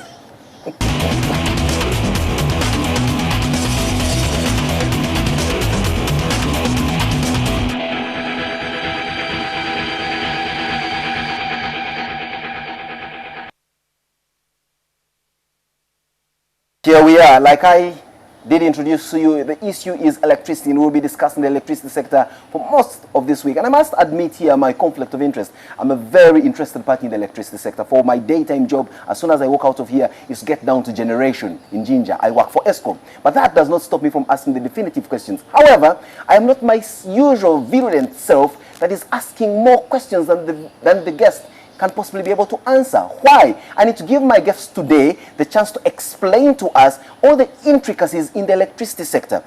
Let's admit, this is not an easy sector to run over. It's a sector that affects everybody of us. It has got a ripple-down effect on everything that we touch and be able to do, including and not limited to being able to watch us. Now, if we are able to listen carefully, listen, and listen, so that after that we are able to make an informed opinion, and then be able to ask the definitive questions later, we'll not be able to understand the electricity sector, and yet we are required to be with them. There are unnecessary evil, if I must use that word. However, unless we understand them, unless we appreciate how they operate, unless we get to know that we are also responsible for much of the woes we blame unto them, for example, power thefts and all these other things that lead to outages, then shall we be in position to understand the difficult situation that they operate in sometimes, but also cut them some slack with regard to how much they're able to provide in the circumstances. Let's take a short break and return with Everyday Life for Morning at NTV. But for you, our viewers, it's been a pleasure joining you, and of course joining us on this wonderful but rainy Monday morning. Wherever this day takes you, make sure that it's very, very, very productive on your part. And yes, you can use a lot more electricity to be more productive. If not,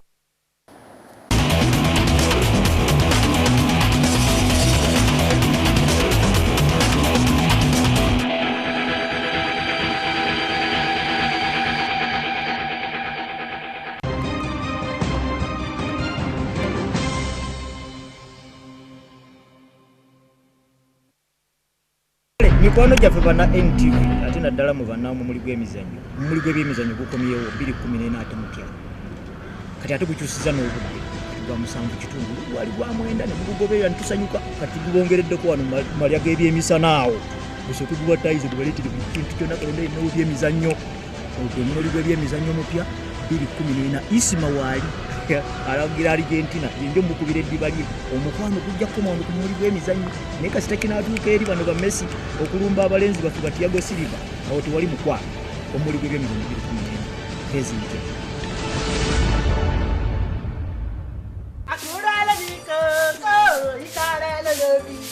Father, I no go stop to the singing. No problem. Keep singing. This singing will put you in trouble very soon. You won't believe it's the boy's father that inflicted such injury on him just because he stole 50 naira. 50 naira for that matter. That man should be arrested. Oh, how I wish I could just see that man and give him a piece of mind. Abigail, I don't care if you're chatting with Barack Obama. When you're at work, you learn how to detach yourself from that phone else to get you into trouble. Whatever. I mean, you should be happy that a pilot is asking your friend out. My brother, I learned that 3 armed robbers tried to rob a man as he came out of the bank at the junction before the express. Don't try to be the hero. You won't kill me. Do you know how long I've been waking you up quietly and you refuse to wake? Now you can't interrupt someone. I'd like to pray with you, nurses, being the vessels that the Almighty God has been using to heal his people. Okay. Can someone please talk to me? What is going on? Who is she? See, I hate cheating in my life. I hate cheating and nothing will make me have 50 kobo to that money I already get you.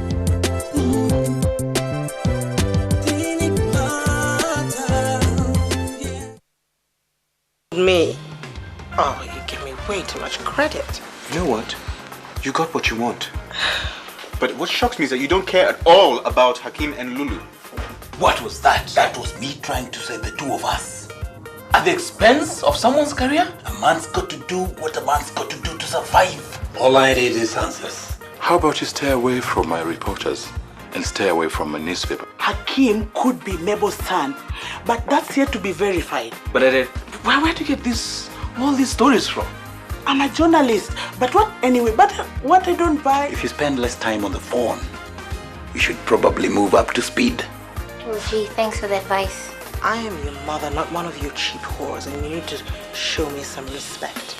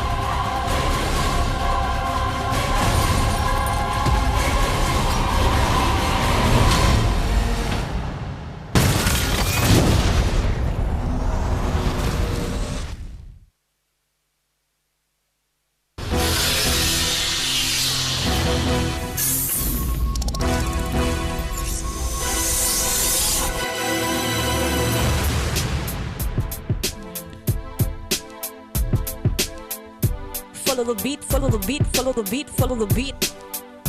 Follow the beat. Follow the beat, follow the beat, follow the beat, follow the beat.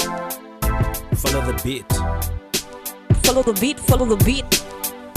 Follow the beat. Follow the beat, follow the beat, follow the beat, follow the beat. Follow the beat.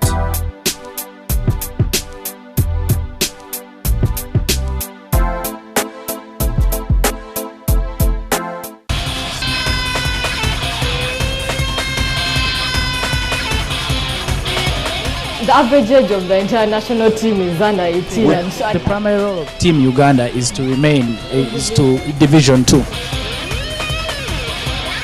Probably that's the only thing that can make 1 or 2 rugby fans smile, that the Cogs are doing well. The players haven't wore the game faces. They're not the animals we saw last season, because Ferguson had the same group of players and he did deliver the Holy Grail, which is the title.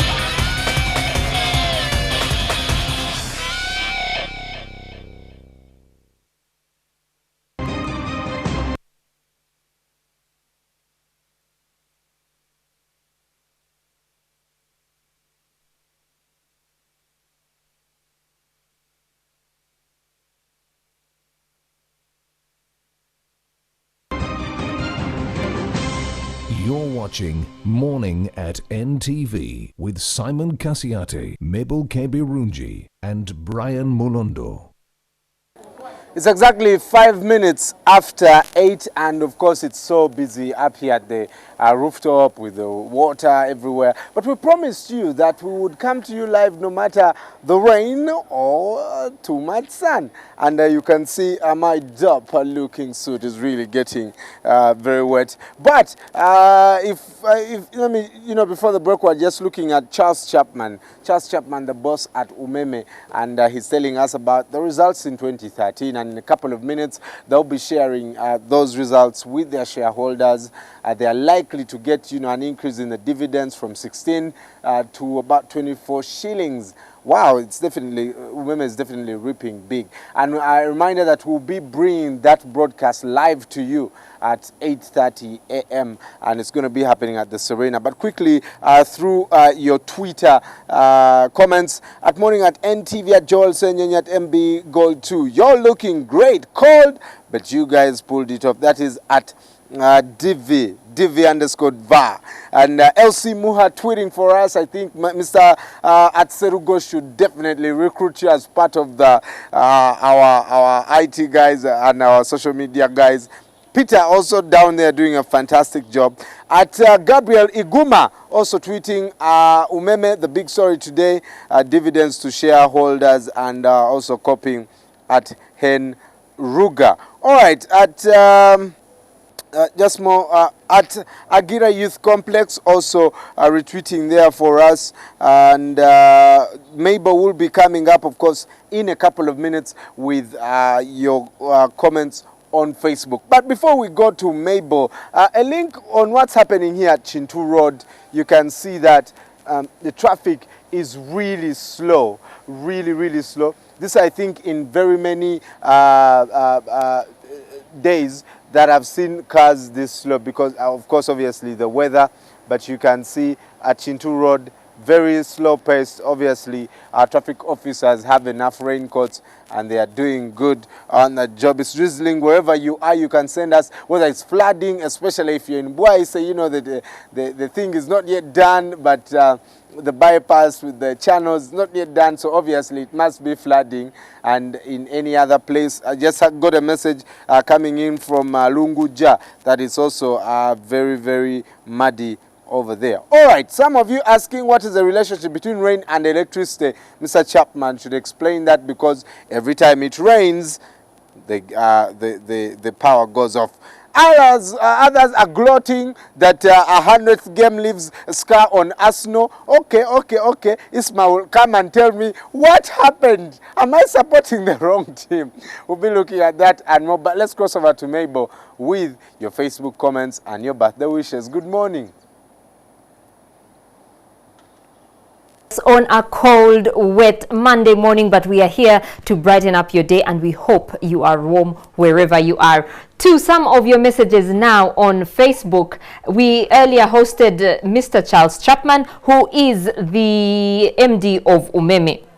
And Junior James says, Umeme, let them do a change. They are predictable and we are losing out. Patrick Okot says, well said and done. Bottom line is UEB was 99 times better than UEDCL, and now Umeme. Simon says, lucky Ugandans, we have such topics to discuss on. It's failure to own ourselves in management that will keep us slaves in our country. Michael says, the MD should not lie that we who are on Yaka are happy. We are being overcharged in spite of hearing about the rate of 540 shillings. My debt of 200,000 is perpetual. I have continuously asked for the bill to pay it off. They ignore me. I pay on average 800 shillings per unit. I prefer the previous model. Katende says, why are you people switching off Umeme all the time? And we have Monica Nahawe saying, let them explain the relationship between electricity and rain, because wherever it rains, load shedding follows in Nyanama. And Odong Joffrey says, Simon, UEB's contract should be terminated and we should be taken to UEB because their power tariff is too high, yet it's supposed to be free to Ugandans. Prince Ben says there is no result here. Umeme should style up. And earlier we had Charles Chapman actually say that he promised that he would give $1 million, I think. Yes, $1 million to anyone with proof that Umeme in Uganda has the highest electricity rates. Now, some of your comments on that statement, Joseph says he does not like it when we invite such guys who spit nonsense, apparently. Those guys think we are fools, but we will come for them in the correct manner. Samuel Mukobe says, it's not all about the highest rates, but the appropriate rates based on common man's income, and not a corrupt official's income. Teddy Komuhimbo says, how is it possible? And Jackie says, call me when you have the $1 million. And to some other of your messages this morning, we have I know Mjuni Provia, who says, thanks a lot, guys. You really inspire us by your comments. Nkwanga Jacob says, thanks for the program. Good morning. We have Isaac also saying good morning. Someone showing us some love. And Johnson Kansime, I like Simon's confidence. Simon Nze, I'm with you. You are there to screen and interrogate. You have to be as strict and bold as possible. Perhaps you're even smart. You rock. Someone says, please, Umeme, we need a clear explanation. We are losing out. And thanks a lot, guys. You really inspire us, especially by your confidence and I guess by your speech. May you keep shining. And Fred Wakida says, at least Umeme should be applauded because they have reached the heights that UEB failed to achieve. It is, I guess, very many mixed reviews there. And we shall now return to the rooftop for the HTC moment.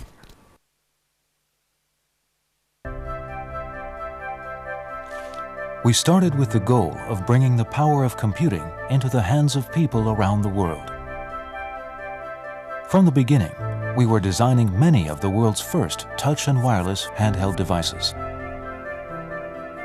Reaching out to our partners and setting no limits on innovation, we produced one of the most popular touch experience devices of the time. We were building smartphones before the term smartphone even existed. We then set out to make the most versatile smartphones, including ones that let you use either a touchscreen or a keyboard. We saw the potential of 3G early on and introduced the world's first 3G Windows mobile smartphone. We changed the way you use your fingers. Based on our research into gestures, we gave you the intuitive and easy-to-use HTC Touch.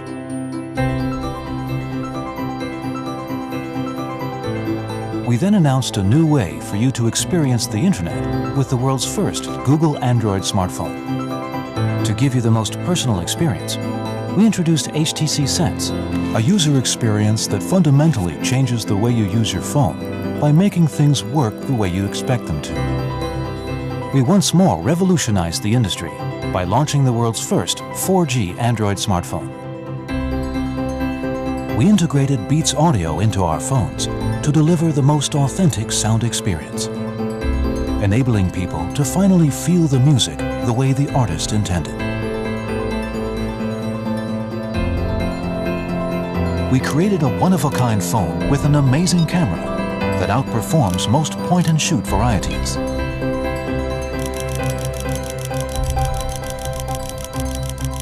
Most recently, we once again set the industry ablaze with the new HTC One. Critics have hailed the new One with its full metal body design, a live home screen, photos that come to life, and dual frontal speakers as the best Android phone of the year. Curiosity and ingenuity have defined our history, and we're recognized by the industry as one of the world's most innovative brands. We've come a long way, but one thing hasn't changed. It's people like you that inspire us to create the most innovative products in a world that becomes more connected every day.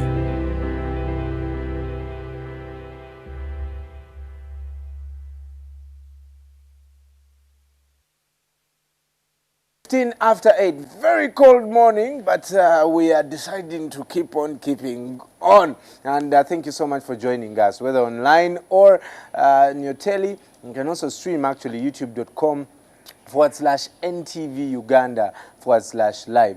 And yes, very good news. We are developing an app that will be out very soon. Engineer is working on it, and we'll call it the NTV app, where you can watch us any place, and you can just download that, put it on, install it on your phone, and you can tap it wherever and watch the show live, watch news live, watch NTV live, and we'll be letting you know as and when the development is done. HTC Moment, proudly, of course, powered by HTC, quietly brilliant. And this morning, we apologize to you, our viewers, that will not be broadcasting everyday life, because we have to go to the Serena International Conference Center for the meeting for Umeme, and of course the shareholders getting a boost, 16%, 16 shillings up to about 24 shillings. We'll be getting more details when we go live at the International Conference Center. But also remember that you can go to the Forest Mall and grab yourself the HTC phone today. The past weeks we'll be giving out the HTC Desire 300. And our winners will be in town this week, and we'll show you the winners that won that phone last week, and also give you the new questions for this week. I've been highlighting the HTC Desire 500. There's also the 600. There's the HTC One. There's the HTC One Gold, and I am holding the HTC One Max. Brilliant phone, monster phone. I told you I did a video last week, or like a memory lane thing, filming full HD here, and this thing also has a GPRS. Always tells me you've spent about 20 minutes on the road. Brilliant, and Tinder is clear, Kamocha is clear. So I'm definitely enjoying it and learning more. The blink feed feature on this phone also tells you as and when the news happens. The moment the Malaysian plane, got lost, I got it. And this morning, just been updated. It's 20 days since the plane got lost, and the teams are still looking. I don't know what Uganda is doing to help. Don't we have like Navy SEALs? But I'm sure also we're having our own problems here. A boat that capsized in Hoima, and our rescue teams are doing also that. Pass by the Forest Mall, HTC Hub, and grab yourself the HTC. Coming up is sport. Something that I don't want to talk about today, but I know most of you are waiting. So okay, we'll just talk about it. Ismail standing by, and I'll be back with him. Remember that I will not be broadcasting everyday live, because we have the Omemo Conference at the International Conference Center. We'll be right back. Stay with us.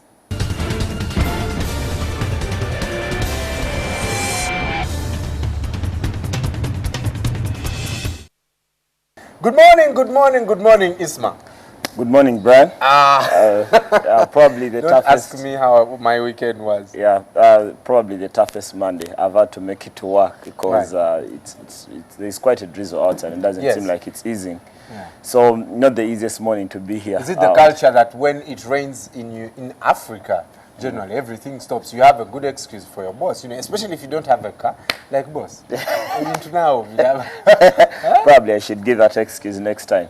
Well, I almost used it this morning, but because we committed to bringing our viewers great stuff in the morning, we had to be here. Well, in sport, before we go on, I know most people are waiting for us to talk about. We'll get to it. We will get to it. But first, 2 rallies, 2 different winners. Is this a good thing for the rest of the rally season? I think it should be. You want a very competitive season, and I think the best thing to happen to motorsport is that you want to go into the 7th event of the year with the title not yet decided. And after Duncan Mubiru won in Mbarara, I actually backed him to go and do well in Jinja over the weekend. But eventually, Mubiru could only get, we couldn't even finish because he got out in the first section on day 2 because of a problem with these shock absorbers. I wanted to get that right, the shock absorber, not the shock absorber. I eventually didn't win. And Jonas Kansime winning for the first time in the National Rally Championship. He's been a driver who's been around for the past 2 years, very competitive. He's been one of those who's done well in the Clubman Rally Championship, especially when he's been racing against John Conster. And now here he is winning an event. But for me, the disappointment from this should be One, Ronald Sebuguzi, still he can't win an event. He did well in Mbara too, but could only finish second in Jinja. So can't you guys cut the guy some slack? Probably about 50 seconds difference between the first and the second. Didn't he do well? Yeah, but he's a two-time national champion. He's been in motorsport longer than all the people on the grid, including the Dr. Shafa Mediz, the former national champion, who came fifth. Sebuguzi has been here longer, and he's supposed to be the biggest rival to Ponsiano Lwakataka and Just Mangat for the national title. So if two events in and he can't win any with those two drivers away, then that augurs very badly for the rest of the season, I think, for him. But then the bigger disappointment, someone lost his life during the rally. And you remember on Friday when I was here, the first thing when you get to the motorsport, I said, guys, stay away from the rally because these cars are dangerous. I love my speed. I love motorsport. I've even tried to be a navigator, thanks to having been a close friend of Leon Senyange from high school. And he did teach me a few things about motorsport. And he's as passionate as any Ugandan I know about motorsport. So when I heard this story of a fan who was racing like he thought he was in the rally and got knocked other fans, one of them died instantly, the other had been rushed to hospital. Extremely disappointing, very, very sad. And I've always thought that for motorsport to be the sport it's supposed to be, safety is everything. For all the events that we organize here, the international body, the FIA, is watching, because that's the only way you can be awarded more events, especially when it comes to Pearl of Africa, Uganda rally. Now, when the safety is not taken care of, the way in this case it wasn't in Jinja, you have a feeling that there's a problem. There's always a problem with that. And one of the other things should be that this is not something I think would go to the organizer. You can't blame Jinja Eastern Motor Club too much for whatever happened, because it's a fun. Because if this was a rally car that hit people, that would have been a problem. But even then, fans are not supposed to be very close to the car. That's why the routes are demarcated with all this tape wire that is in bright colors, and that is supposed to keep fans away. Now, this fan decides that he can also race as fast as the drivers, and that's what most of rally people are. Most of the fans do this all the time. And most of the fans are wannabe, rally drivers. And there are so many drivers who have crossed the bridge from being fans to being rally drivers. Duncan Mubiru is among them. Nasa Mutebi too. There are several of them who have crossed that bridge. But for me, it's nonsensical when you go for the event and you start feeling that you can also race with the drivers. For me, for whatever reason you're giving, it doesn't add up. It's not worth your life. Either going too close to the car in a corner because you want to see it, or racing because you want to get to a section before the drivers get there. So when eventually, every time, for the years I've followed rally religious, and it's about 10 years now, it's extremely annoying and disturbing when someone loses that, because this is the biggest message. Every event, for example, every event where the rallies are held, rally officials go to the local radio stations, pay a lot of money in airtime, just to explain to everyone, please stay away. So it's disappointing that after the event, we come here and again say someone lost their life because they had been warned, and we've always been taught about the forewarned, forearmed. Baga naka nafa bakasalira. You're the one who knows to translate these things in Luganda most of the time. So when this happens, for me, the disappointment from this, I should be here celebrating Jonas Kansime because he's been a driver, not think about whoever else. And what happened here is someone losing their life, and it's extremely disappointing for me. All right. Yeah. Well, Jonas Kansime, they are taking it. Ronald Sebuguzi, Pole Pole coming in third place. Lyra Mayanja. Leila Mayanja, Dr. Ashraf and Ismail Ortega in 6th place. Let's move on to golf. I was very proud and privileged to attend the Lady Captain's Prize, and we brought you the golf thing live. And then 2 weeks later, we have the guys doing their thing. Captain Charles there, who was explaining to us how the game is played, also having his event. How pleased should he be after this? I think he should be very pleased. Not that he won the captain's prize over the weekend. He wasn't even anywhere close. And his handicap 12 couldn't have given him a chance of winning. Mr. Charles Katarikawi. And I remember we did host him the other time when we went to the golf club to do this same show. I have to believe that when he looks back at the achievements of the past few years, one of the things he should say is that they've been able to maintain most of the competitions that were there, because it's been a bit of a challenge for the club to have all these events, and especially helping the national amateur team play consistently. in the East Africa Nation Challenge, in the All Africa Championship, which they'll also be featuring in later this year. Right. That is the responsibility of Uganda Golf Union, which takes care of most of the amateur golf here. So it should be pleased with that, the kind of success they've had. And also, the other thing is that the challenge is how they include more people into the golf family. And that's one of the things they've started with, I think, is including as many caddies as they could. Yeah. And I was listening to his speech before the event on, I think it was Wednesday last week at the Golf Course Hotel, just not too far from here. And they talk about how they need to put up a sauna and a swimming pool. Quite ambitious when he said the swimming pool. I looked around the 18 holes and I thought which hole would be taken out to have a swimming pool at Chitante. One of those trees. One of those. When you're swimming the golf thing and just come and hit. Yeah, and I thought at the time, okay. Is it good for the sport? I think it's good because it's recreation because I think one of the things was discussing was that they need to have the families of golfers who are not playing to also associate with the club. They want as many people to associate with the club. So when you come in on a Saturday and your wife Bran is playing because you're such a bad golfer, you couldn't hit the ball. Now for you, the excuse is that you come in with your bikini, your shorts, and go into the pool as you wait. So that way you grow the family. And for me, I think the target here would be that after several years, even these people who come in as probably people who have come in to follow their families, at some point they'll become players. And that is one of the other things they're looking at. So should be quite an ambitious plan. I'm the kind of person who loves to see before I believe. It's that kind of thing. I love that thing. I love watching. I love seeing before I believe. So if it does pull this off, then this would be amazing. Right. But Beckham Mwanja, Yes. emerging as winner there for the men, and Jiwi emerging as winner for the women. And then there's several other categories. Joseph Maweje. Jiwi also won actually at the Lady Captain's Prize. Yeah, she took something. She took something there. She's been very close. I think she's one of those who works in Kobil. And also the gross winners, Joseph Maweje and then Flavia Namakula, with Fred Wanzala taking the one in the profession. This actually had to go to a playoff because there were 3 golfers tied on 70. That is Fred Wanzala, Vincent Biamukam and Herman Mutawe, and had to go to a playoff on 2 holes, and Wanzala winning this. One of the most, the guys you'd love to talk to in the golf there, Wanzala is quite brilliant. Not probably as measured as Dewa Kope would be. He sometimes speaks with reckless abandon, but I do love talking to him sometimes. Well, of course, the captain, the Lady Captain's Prize, saying that, well, at least if there's anything that you remember us for, we are never going to have any power outages again because they've secured, a very high power generator at the golf course. So we'll be talking more sport, of course, as in the coming weeks to come. And I'll also be joining the club and doing some, hopefully my handicap can be at about 6. That is impossible. Yeah, 6. You'd have to play for quite some time. Yeah, okay, you have to hit the ball first. Then you'll probably start there. Okay, we had the World University cross country, and athletics has had a very bad week.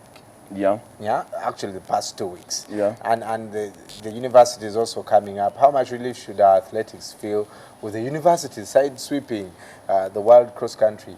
I think the kind of performance that you dream of when you host country. Uganda, brilliant over the weekend. The boys and girls from the universities are winning the gold in all the categories, and then for the team also. So it should be very pleasing, especially the kind of week, the kind of press that athletics has got over the past week. First, the allowances that weren't paid, which only 5,000 shillings a day, and then this 1.2 million becoming 750,000. And if that wasn't bad enough, then the sexual harassment investigations that are ongoing with one of the coaches who decided to make the athlete some of his prey. So when the university students went into this, they knew the kind of challenge they had, and they should have left NTV a lot more pleased, beating the Kenyans. Of course, for example, for the women, all the first 4 places taken by Ugandans, that should have been extremely pleasing. And then for the men, at least getting the gold and the silver, and the Kenyans could only come in 3rd. So it should be some kind of relief for athletics. And actually, if you read one of the dailies today, the Daily Monitor, it actually portrays it even more with the coach Benjamin Longiros, who says this is exactly what athletics needed, I think, in this point in time. And this will go down for many people. The history books. This is the first time Uganda won a gold at the World University Cross Country. Really? Yeah, no Ugandan had ever. And actually, it's only the second time the World University Cross Country has been hosted in Africa, because the last time it was in Algeria. It's been dominated by the Asians and the Europeans.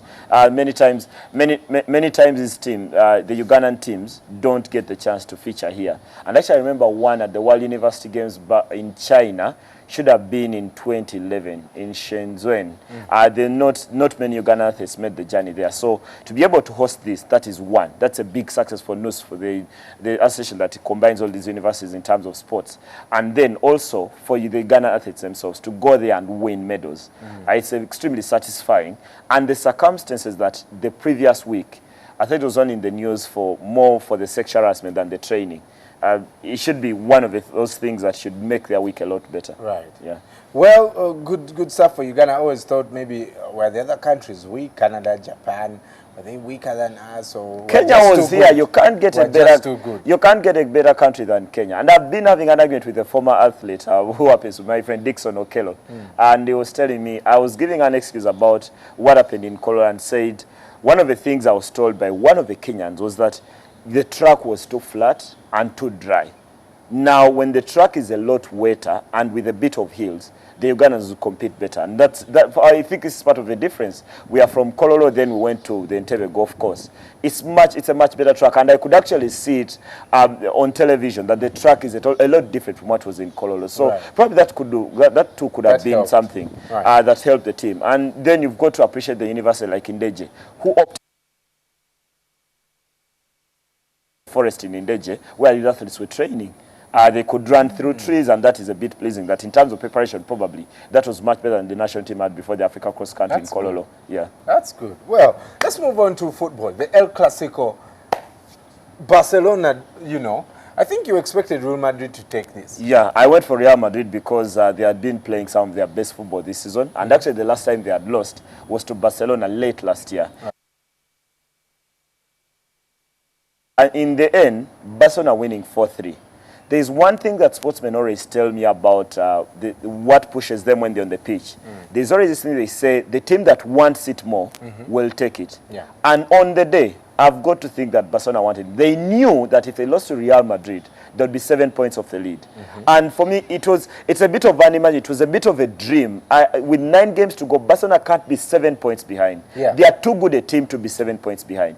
So, I thought on the day, Barcelona were there while they were there for the taking, because defensively they're a very poor team, is that whenever they got into the Real Madrid box, there was always something going to happen. They were very poor defensively for me from the start because of Angel Di Maria and Karim Benzema. Benzema should have scored at least 5. Any better striker than him would have scored 5 on the day, but somehow he was a bit wasteful. But I think at the end of the game, Brian, everyone should think about. Everyone is discussing the things that happened and not the result, and how good Messi was probably for his hat-trick. Because there were 3 penalties in the game, rarely seen in the El Clasico. For me, to have 3 penalties in the game is it's a bit of a thriller. First of all, the Real Madrid penalty was wrong.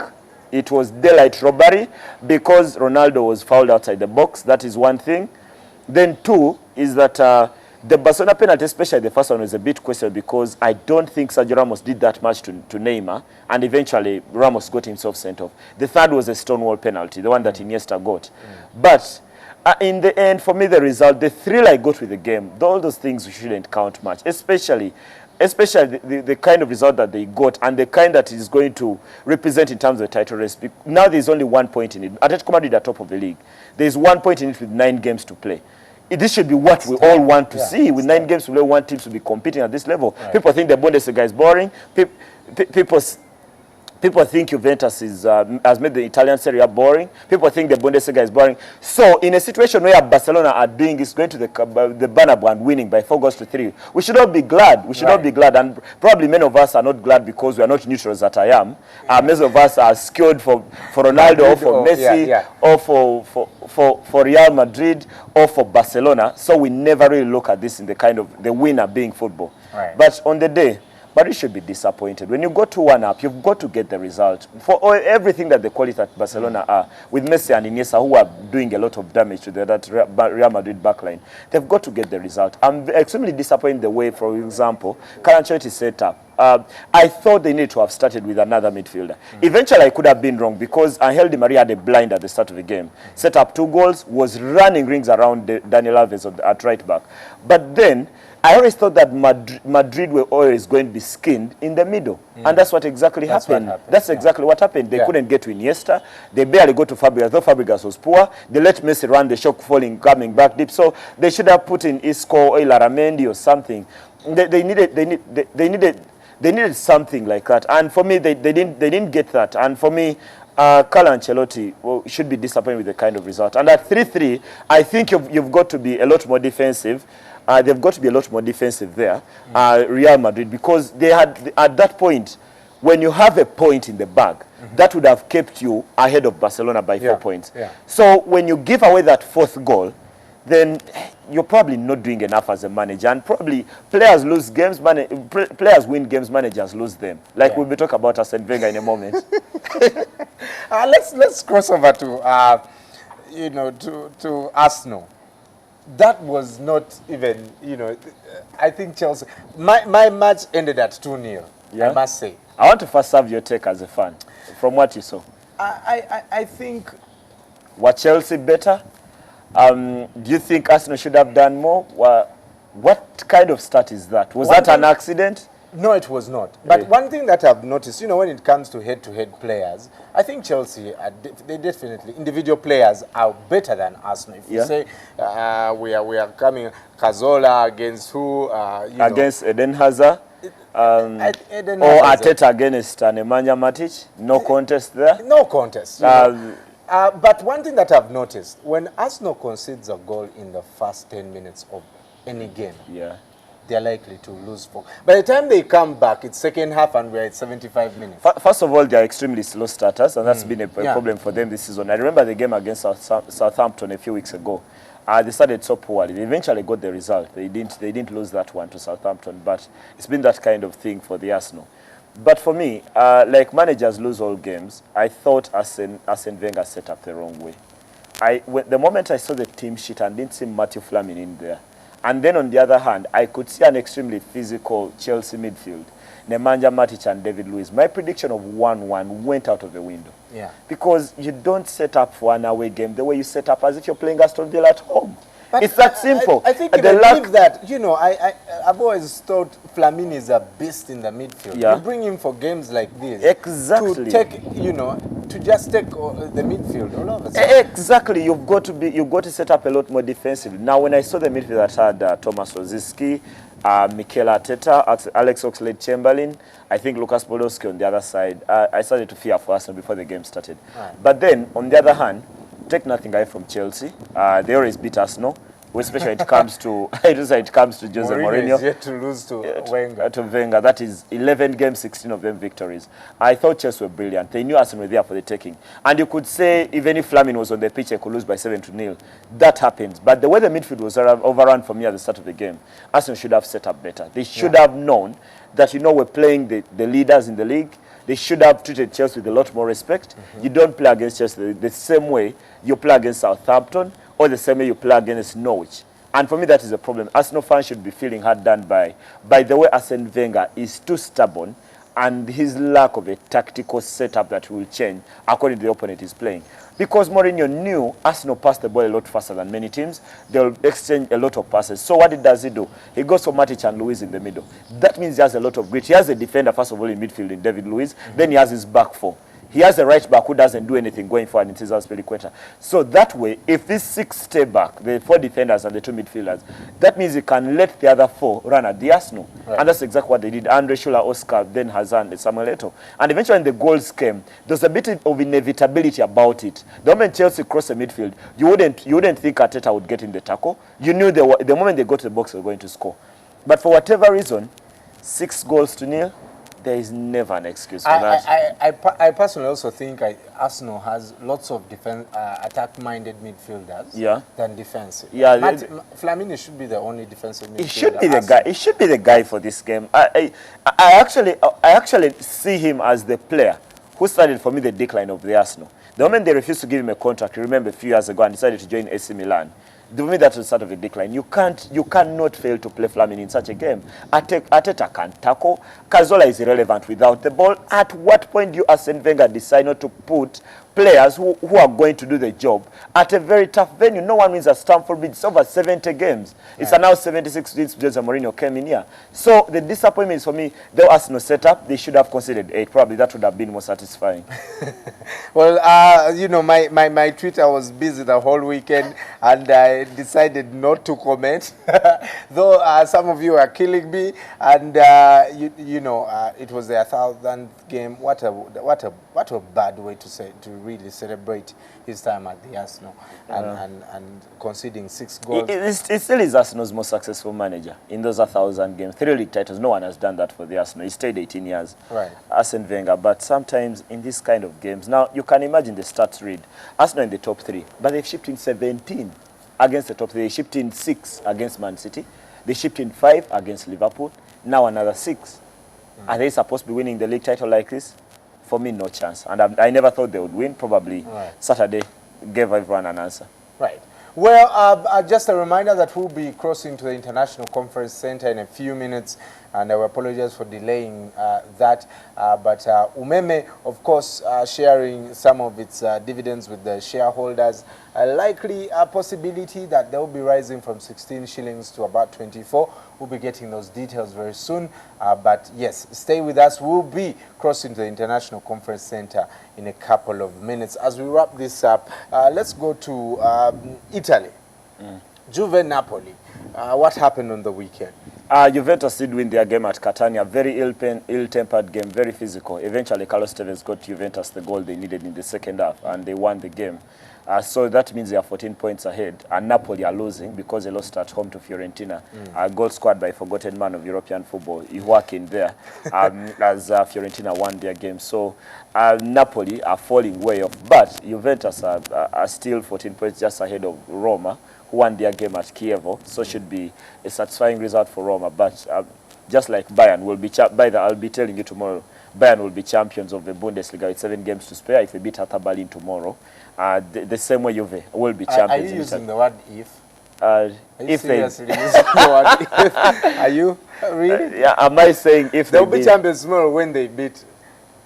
When they beat Hertha Berlin? That sounds wrong. That sounds wrong. But like you say, for example, in Germany over the weekend, Bayern could have been champions. They won their game at Mainz. Very tough game. And I thought it was going to be tough because Mainz set up to stop teams from playing. Bayern didn't score until the last 8 minutes of the game, and eventually they won the game by 2-0. But it's only they didn't win the title because they needed Dortmund and Schalke not to win.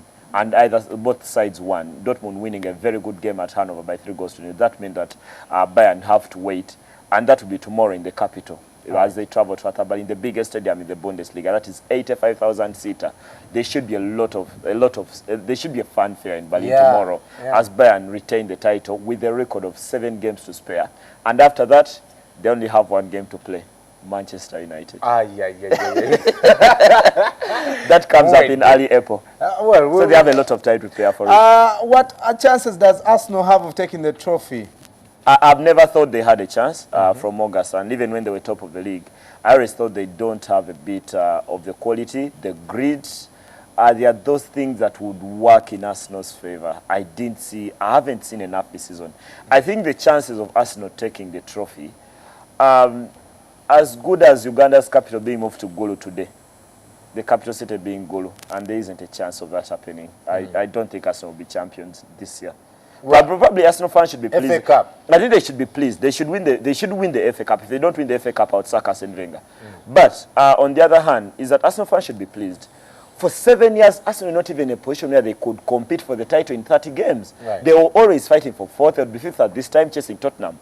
So you've got to look back and say, okay, there hasn't been a league title at Arsenal in 10 years. But where Arsenal has been for the past 7 years, everyone should be pleased that now they have got themselves in a situation where they are competing for the league title again. So when they look back at where they've been for the past 7 years and where they are now, probably the problem now should be that if Arsene Wenger doesn't compete for the league title next year, then that is a problem. That would be a step back. Yeah. But they made a giant step for me this season, though I don't think they'll win. Did Man United's season start last week when they beat West Ham? Did it finally start? They got their mojo back, and I think they did well in that game. Especially that now when he said their season started against Olympiacos because of that Robin Van Persie hat-trick, and he came true to his word, scoring a blind of a goal. Though the goalkeeper is as bad as Brian would be in goal. And they've said he did a Beckham. Yeah, he did a Beckham because he scored right from the halfway line, but Beckham was a lot further in 1996 against Wimbledon behind the center line. A very good goal from Wayne Rooney, especially the kind of situation United have been. There's been too little to cheer about United this entire season. So in that kind of sense, you've got to say that he's right that the season started last week. But that West Ham goalkeeper, Adrian, many goalkeepers would do better. Even so many goalkeepers would do better. So many goalkeepers I know would do better. Right. Yeah, but a very good result for Man United. I thought they were in control, even with the kind of defense they set up. They had, I think, Phil Jones and Michael Carrick at the back. They were lacking all these kind of defenders. Patrice Evra, I think, being rested intentionally, knowing that he won't play against Bayern. They need Alexander Butter to get a bit of game time before Bayern come visiting Old Trafford on April 1st. So I thought I love the fact the way United played and won the game. Right. They played with a lot of attacking intent. I thought Mata should have scored at least a goal. Shinji Kagawa was always there trying to score. So when David Moyes looks back, that's how he should set up some of the time. Probably the defense wasn't the way he should set up because he needs probably Rio Ferdinand, Jonathan Evans or Chris Smalling at the back. But in terms of an attacking sense, I would love to see United play with a lot more ambition going forward than this gritty, defensive Everton that looks like Man United, the way Moyes has set it up this one. They are better when they go forward. When they try not to lose the game, they are so bad. They would rather try to win the game than try not to lose the game. Right. Yeah. Well, I must say, I give it to them. They did a. That's why he's a 3-time African footballer of the year. And if they are going to win the league with Sergio Aguero out injured, performance like this from Yatura against Fulham are going to be very, very important for Man City's Well, Ismail, I have to cut you short there. Just getting, a signal that Umeme is ready at the International Conference Center, and we'll be talking more sport at 1:30 p.m. Omumuli with Ismail, Lumansi, and Alan, and of course later Sports Bar at 10:30 p.m. from Club Silk. Now let's head over to Mabel, who is standing by at the conference center with the African proverb, and later the Umeme shareholders meeting. Good morning. Now, I do not know if I am happy that I wasn't up with the two of them. I'm reading some of your messages here.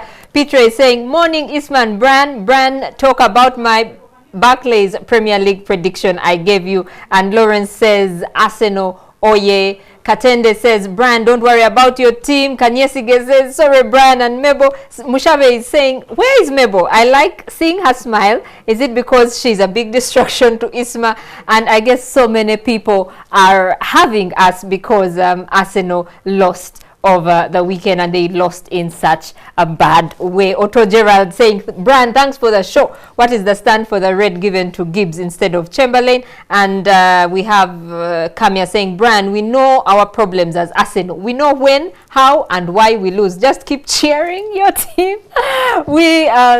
These messages are just interesting. We now turn to the African proverb.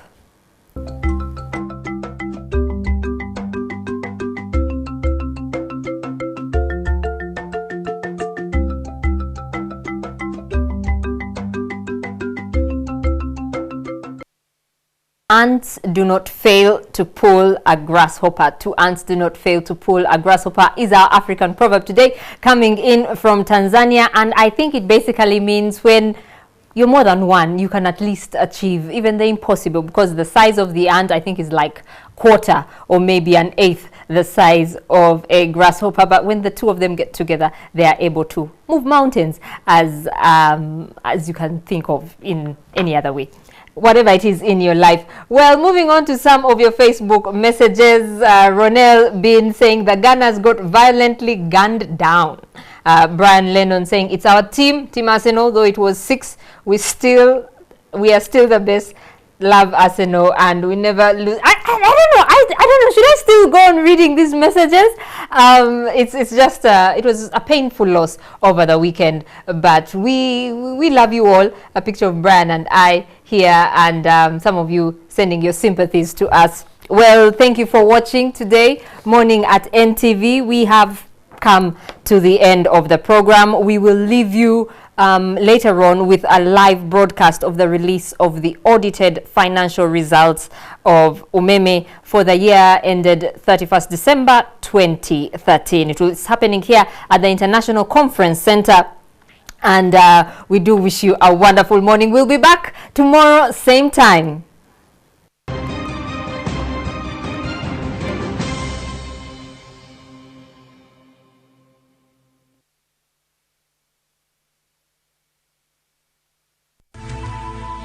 NTV, turning on your world.